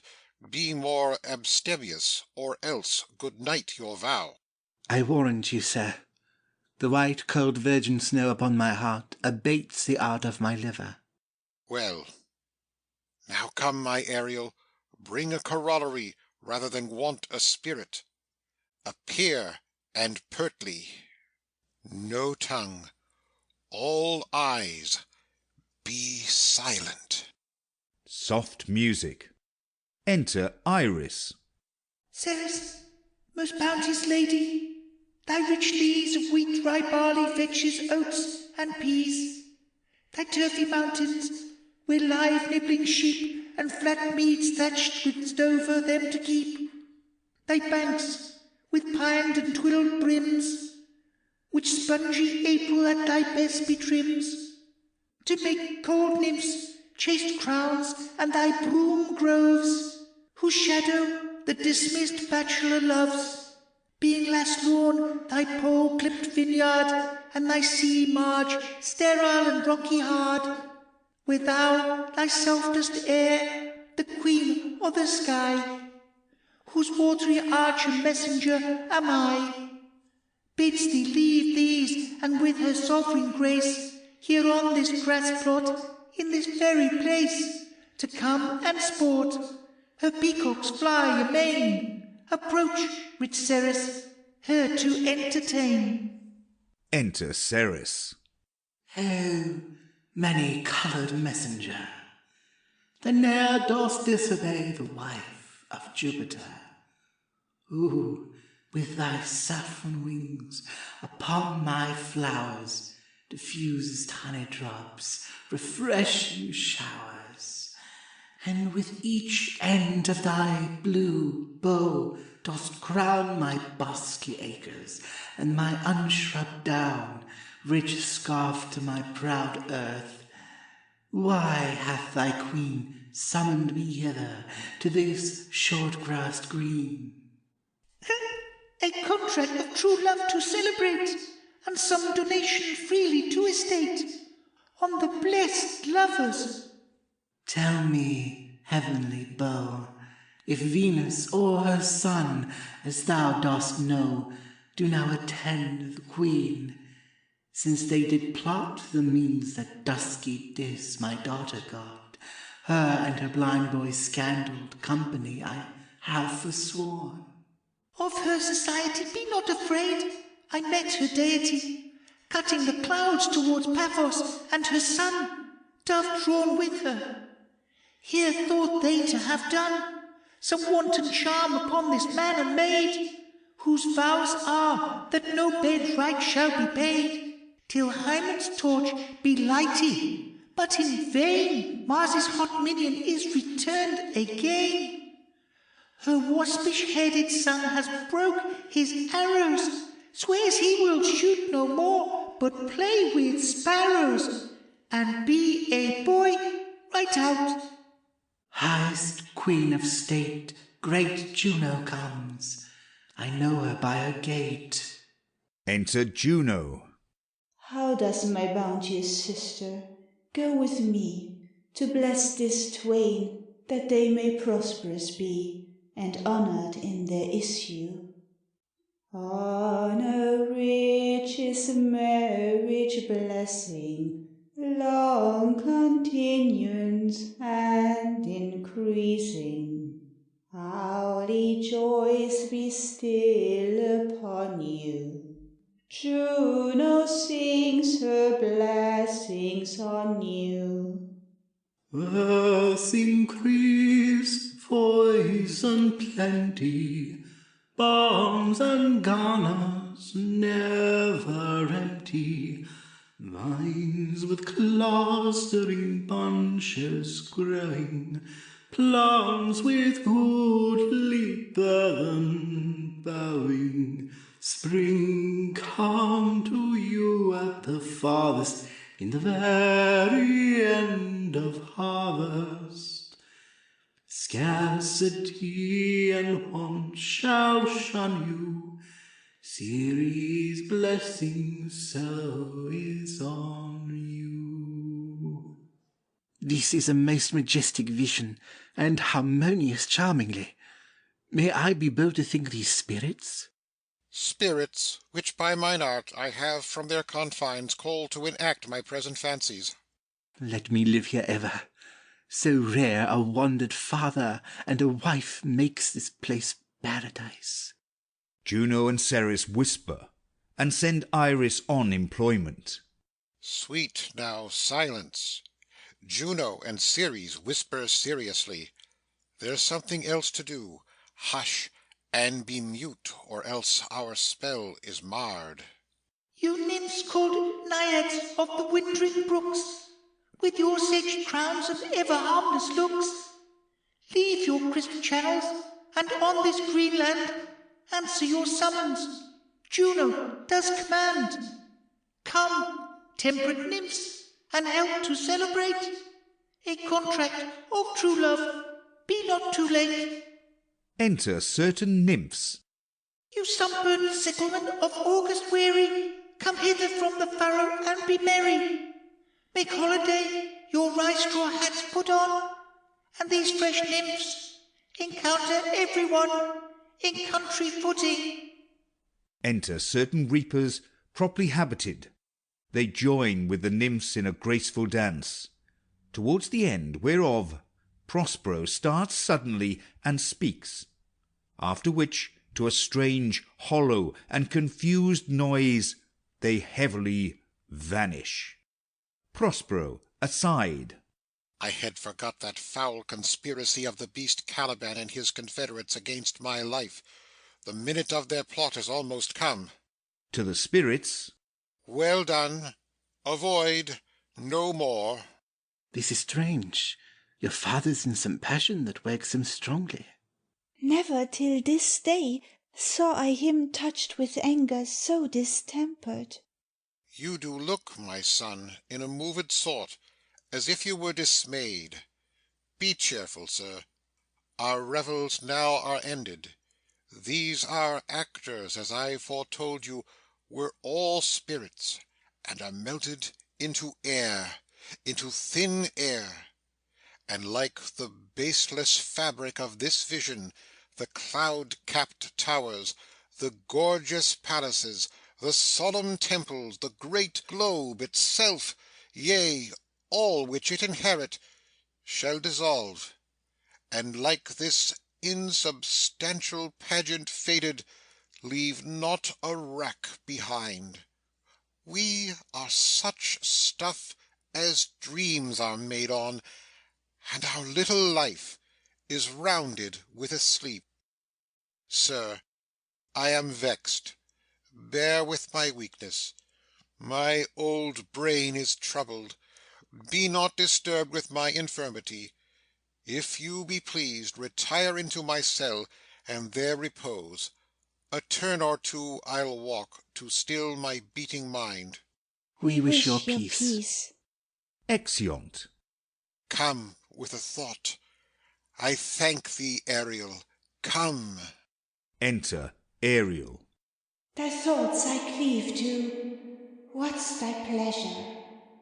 Spirit, we must prepare to meet with Caliban. Aye, my commander. When I presented Ceres, I thought to have told thee of it, but I feared lest I might anger thee. Say again where thou didst leave these varlets. I told you, sir, they were red hot with drinking, so full of valour that they smote the air for breathing in their faces, beat the ground for kissing of their feet, yet always bending towards their project. Then I beat my tabor, at which, like unwept colts, they pricked their ears, advanced their eyelids, lifted up their noses as they smelt music. So I charmed their ears, that, calf-like, they my lowing followed, through toothed briars, sharp furzes, pricking goss and thorns, which entered their frail shins. At last I left them in the filthy mantled pool beyond your cell, there dancing up to the chins, that the foul lake overstunk their feet. This was well done, my bird. Thy shape invisible retain thou still. The trumpery in my house, go bring it hither, for stale to catch these thieves. I go. Exit. A devil, a born devil, on whose nature nurture can never stick, on whom my pains humanely taken, all lost, quite lost. And, as with age his body uglier grows, so his mind cankers. I will plague them all even to roaring. Re-enter Ariel, loaden with glistening apparel, etc. Come, hang them on this line. Prospero and Ariel remain invisible. Enter Caliban, Stephano, and Trinculo, all wet. Pray ye, tread softly, that the blind mole may not hear a footfall. We now are near his cell. Monster, your fairy, which you say is a harmless fairy, has done little better than played the jack with us. Monster, I do smell all horse piss, at which my nose is in great indignation. So is mine. Do you hear, monster? If I should take a displeasure against you, look you— Thou wert but a lost monster. Good my lord, give me thy favour still. Be patient, for the prize I'll bring thee to shall hoodwink this mischance. Therefore speak softly. All's hushed as midnight yet. Aye, but to lose our bottles in the pool. There is not only disgrace and dishonour in that, monster, but an infinite loss. That's more to me than my wetting. Yet this is your harmless fairy, monster. I will fetch off my bottle, though I be your ears for my labour. Prithee, my king, be quiet. Seest thou here, this is the mouth of the cell. No noise, and enter. Do that good mischief which may make this island thine own for ever. And I, thy Caliban, for I thy footlicker. Give me thy hand. I do begin to have bloody thoughts. Oh, King Stephano, oh, peer, oh, worthy Stephano, look what a wardrobe here is for thee. Let it alone, thou fool. It is but trash. Oh, ho, monster, we know what belongs to a frippery. Oh, King Stephano. Put off that gown, Trinculo. By this hand I'll have that gown. Thy grace shall have it. The dropsy drown this fool. What do you mean to dote this on such luggage? Let's alone, and do the murder first. If he awake, from toe to crown he'll fill our skins with pinches, and make us strange stuff. Be you quiet, monster. Mistress Line, is not this my jerkin? Now is the jerkin under the line. Now, jerkin, you are like to lose your hair and prove a bald jerkin. Do, we steal by line and level. Ant's like your grace. I thank thee for that jest. Here's a garment for't, which shall not go unrewarded while I am king of this country. Steel by line and level is an excellent pass of pate. There's another garment for it. Monster, come put some lime upon your fingers, and away with the rest. I will have none on't. We shall lose our time, and all be turned to barnacles, or to apes with foreheads villainous low. Monster, lay to your fingers. Help to bear this away where my hogshead of wine is, or I'll turn you out of my kingdom. Go to, carry this. And this. Aye, and this. A noise of hunters heard. Enter divers spirits in shape of dogs and hounds, and hunt them about. Prospero and Ariel setting them on. Hey, mountain, hey! Silver, there it goes, silver. Fury, fury, there! Tyrant, there! Hark, hark! Caliban, Stephano, and Trinculo are driven out. Go charge my goblins that they grind their joints with dry convulsions, shorten up their sinews with aged cramps, and more pinch-spotted make them than pard or cat o' mountain. They roar. Let them be hunted soundly. At this hour lie at my mercy all mine enemies. Shortly shall all my labours end, and thou shalt have the air at freedom. For a little follow, and do me service. Exeunt. End of Act 4.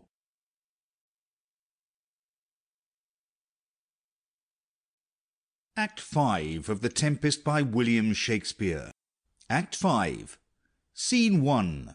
Before the cell of Prospero. Enter Prospero in his magic robes and Ariel. Now does my project gather to a head, my charms crack not, my spirits obey, and time goes upright with his carriage. How's the day? On the 6th hour, at which time, my lord, you said our work should cease. I did say so when first I raised the Tempest. Say, my spirit, how fares the king and's followers?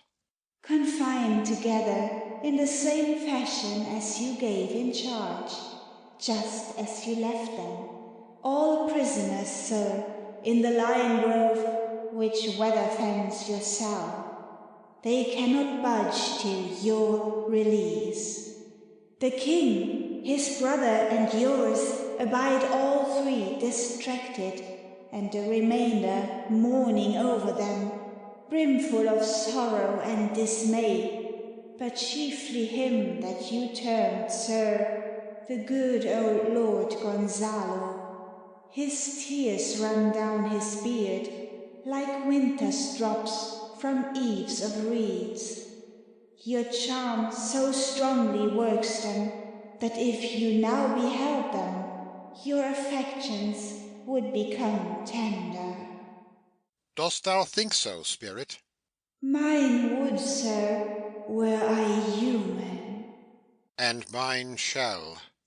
Hast thou, which art but air, a touch, a feeling of their afflictions, and shall not myself, one of their kind, that relish all as sharply passion as they, be kindlier moved than thou art? Though with their high wrongs I am struck to the quick, yet with my nobler reason gainst my fury do I take part. The rarer action is in virtue than in vengeance. They being penitent, the sole drift of my purpose doth extend not a frown further. Go release them, Ariel.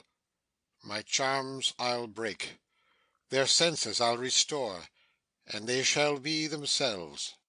I'll fetch them, sir. Exit.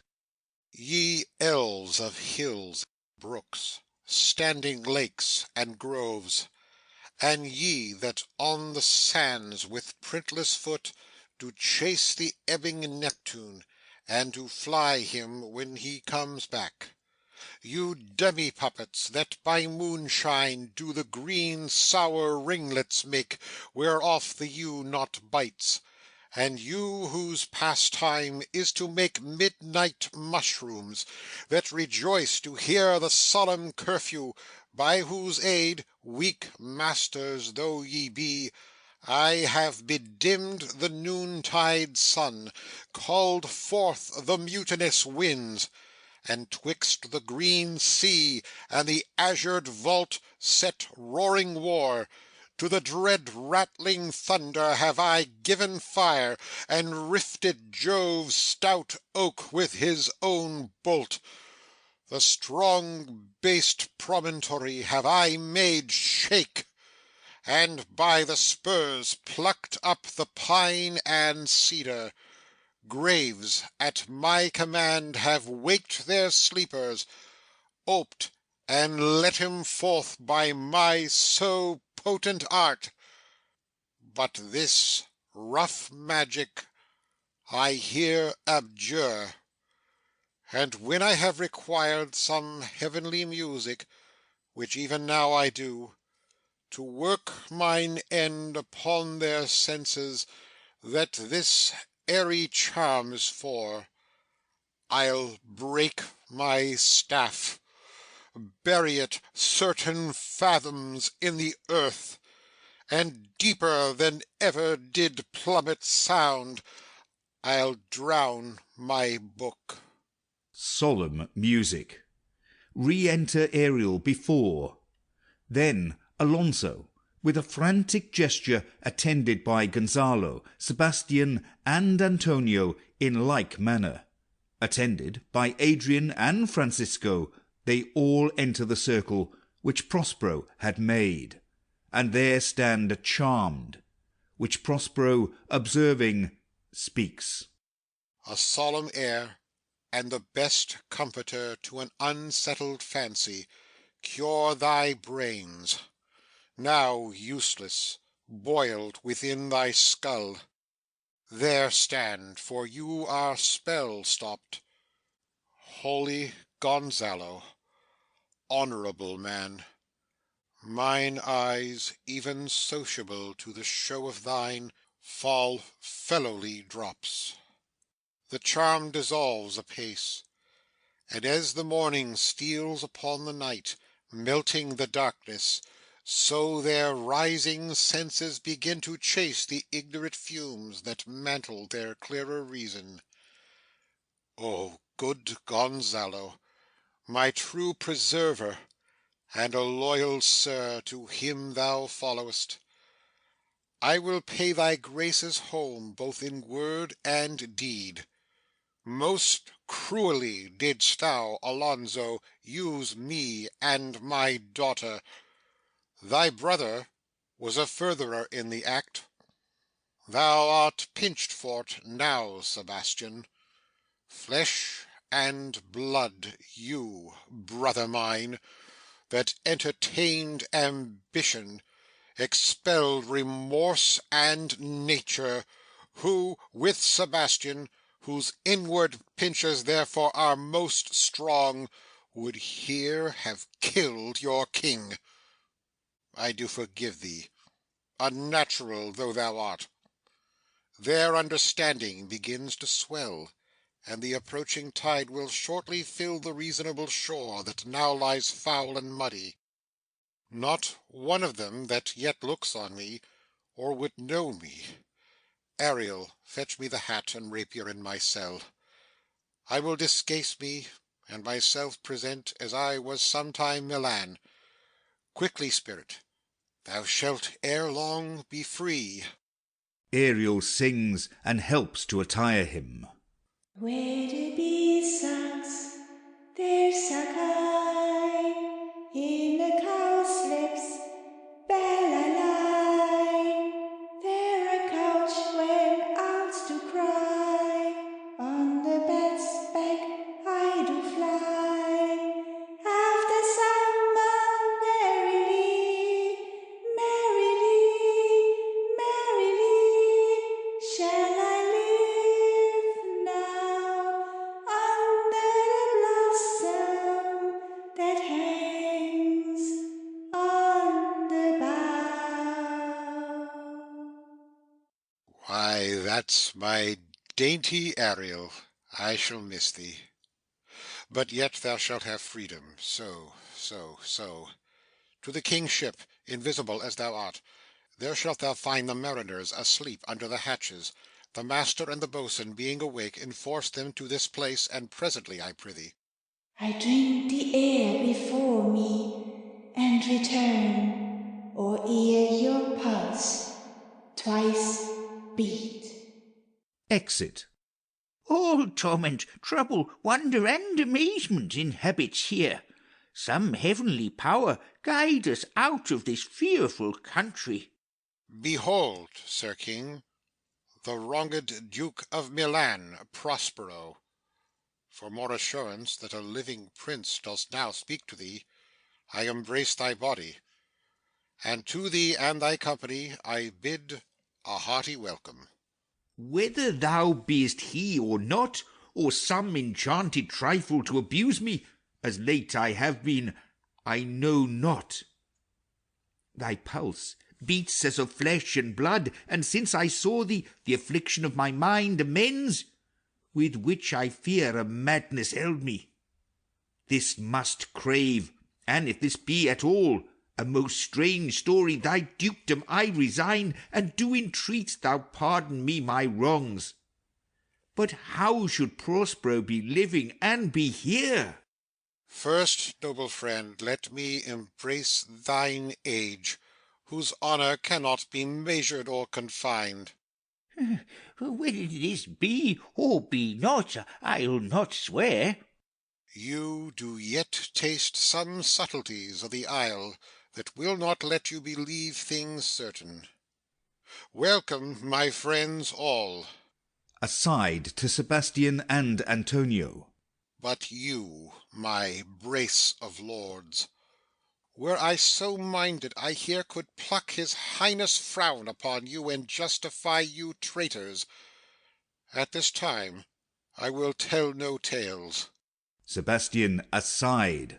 The devil speaks in him. No. For you, most wicked sir, whom to call brother would even infect my mouth, I do forgive thy rankest fault, all of them, and require my dukedom of thee, which perforce I know thou must restore. If thou beest Prospero, give us particulars of thy preservation, how thou hast met us here, who 3 hours since were wrecked upon this shore, where I have lost. How sharp the point of this remembrance is, my dear son Ferdinand. I am woe for it, sir. Irreparable is the loss, and patience says it is past her cure. I rather think you have not sought her help, of whose soft grace for the like loss I have her sovereign aid, and rest myself content. You the like loss?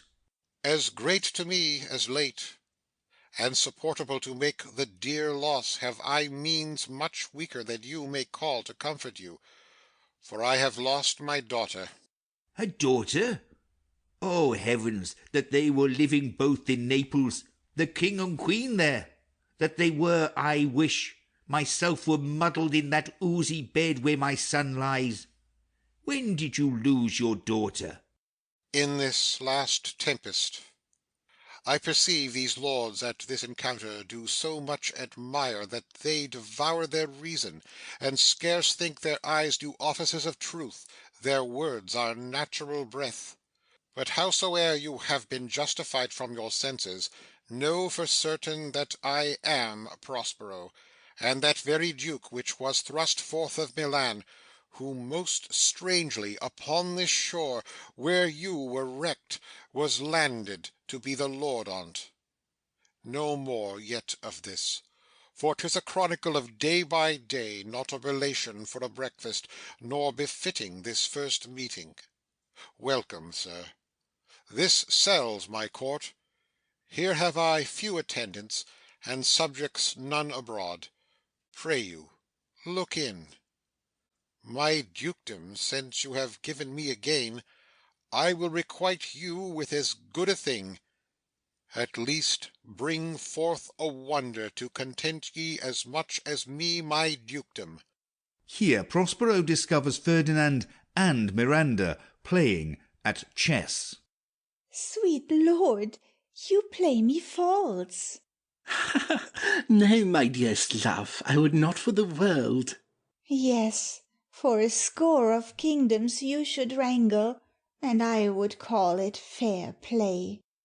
If this prove a vision of the island, one dear son shall I twice lose. A most high miracle. Though the seas threaten, they are merciful. I have cursed them without cause. Kneels. Now all the blessings of a glad father compass thee about. Arise and say how thou camest here. Oh, wonder! How many goodly creatures are there here! How beauteous mankind is! O brave new world, that has such people in it! 'Tis new to thee. What is this maid with whom thou wast at play? Your eldest acquaintance cannot be 3 hours. Is she the goddess that has severed us, and brought us thus together? Sir, she is mortal, but by a mortal providence she is mine. I chose her when I could not ask my father for his advice, nor thought I had one. She is daughter to this famous Duke of Milan, of whom so often I have heard renown, but never saw before, of whom I have received a second life, and second father this lady makes him to me. I am hers, But oh, how oddly will it sound that I must ask my child forgiveness. There, sir, stop. Let us not burden our remembrances with a heaviness that's gone. I have inly wept, or should have spoken ere this. Look down, you gods, and on this couple drop a blessed crown, for it is you that have chalked forth the way which brought us hither. I say amen, Gonzalo. Was Milan thrust from Milan, that his issue should become kings of Naples? Oh, rejoice beyond a common joy, and set it down with gold on lasting pillars. In one voyage did Claribel her husband find at Tunis, and Ferdinand her brother found a wife, where he himself was lost. Prospero his dukedom in a poor isle, and all of us ourselves, when no man was his own. Alonso to Ferdinand and Miranda. Give me your hands. Let grief and sorrow still embrace his heart that doth not wish you joy. Be it so. Amen. Re-enter Ariel with the master and boatswain amazedly following. Oh, look, sir, here is more of us. I prophesied if a gallows were on land, this fellow could not drown. Now bless for me that swear'st grace o' board, not an oath on shore. Hast thou no mouth by land? What is the news? The best news is that we have safely found our king and company. The next our ship, which but 3 glasses since we gave out split, is tight and yea and bravely rigged as when we first put out to sea. Ariel aside to Prospero. Sir, all this service have I done since I went. My tricksy spirit. These are not natural events. They strengthen from strange to stranger. Say, how come you hither? If I did think, sir, I were well awake, I'll strive to tell you. We were dead of sleep, and, how we know not, all clapped under hatches, where, but even now, with strange and several noises of roaring, shrieking, howling, jingling chains, and more diversity of sounds all horrible, we were awaked straightway at liberty, where we, in all her trim, freshly beheld our royal good and gallant ship, our master, capering to eye her. On a trice, so please you, even in a dream, were we divided from them, and were brought moping hither. Ariel aside to Prospero. Wast well done. Bravely, my diligence, thou shalt be free. This is as strange a maze as e'er men trod, and there is in this business more than nature was ever conduct of. Some oracle must rectify our knowledge. Sir, my liege, do not infest your mind with beating on the strangeness of this business. At picked leisure, which shall be shortly, single I'll resolve you, which to you shall seem probable of every these happened accidents. Till when, be cheerful, and think of each thing well. Aside to Ariel. Come hither, spirit. Set Caliban and his companions free. Untie the spell. Exit Ariel. How fares my gracious sir? There are yet missing of your company some few odd lads that you remember not. Re-enter Ariel, driving in Caliban, Stephano, and Trinculo in their stolen apparel. Every man shift for all the rest, and let no man take care for himself, for all is but fortune. Coraggio, bully monster, coraggio. If these be true spies which I wear in my head, here's a goodly sight.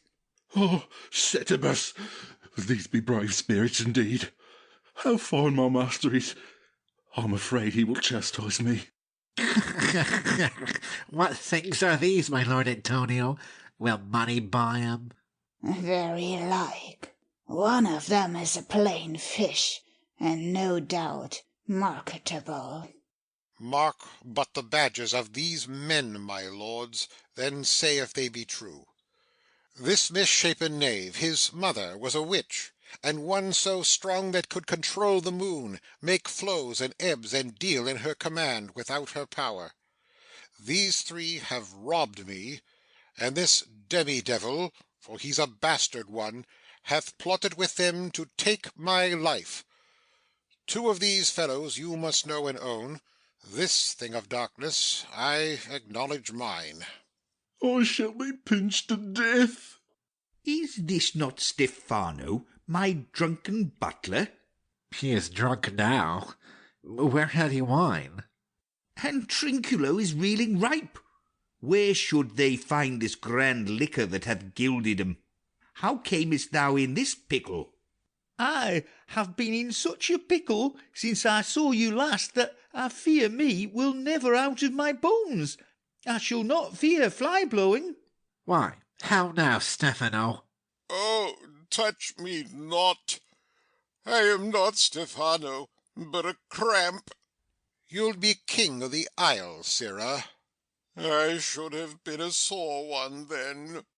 This is a strange thing as e'er I looked on, pointing to Caliban.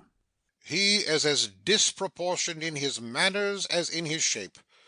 Go, sirrah, to my cell. Take with you your companions. As you look to have my pardon, trim it handsomely.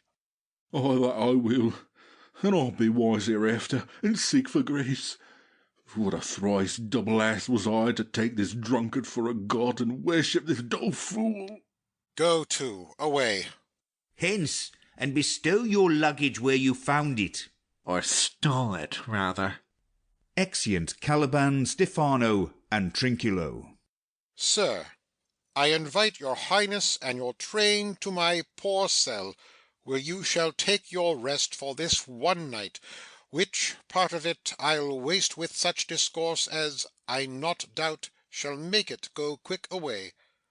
The story of my life, and the particular accidents gone by since I came to this isle, and in the morn I'll bring you to your ship, and so to Naples, where I have hoped to see the nuptial of these our dear beloved solemnized, and thence retire me to my Milan, where every third thought shall be my grave.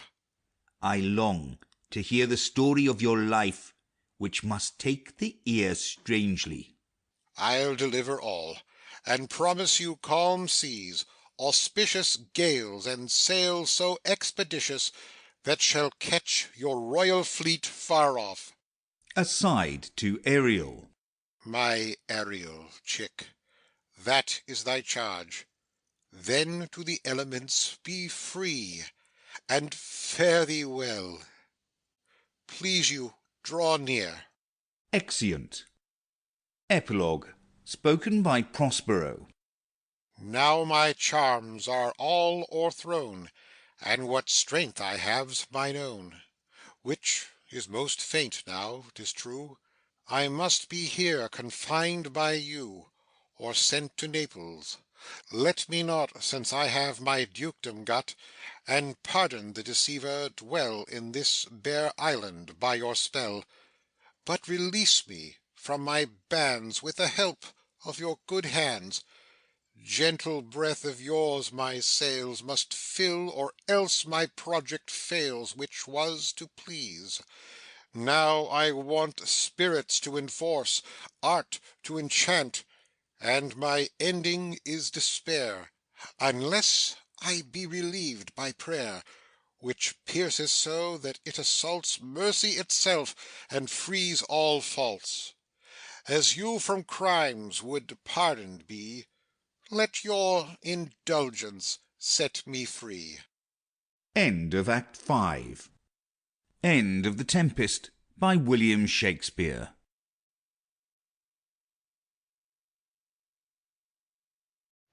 Greatest Audiobooks is excited to partner with Audiobooks.com. Sign up for a free 30-day trial and get your first audiobook free. Cancel anytime, no strings attached. Click below to get your free audiobook today.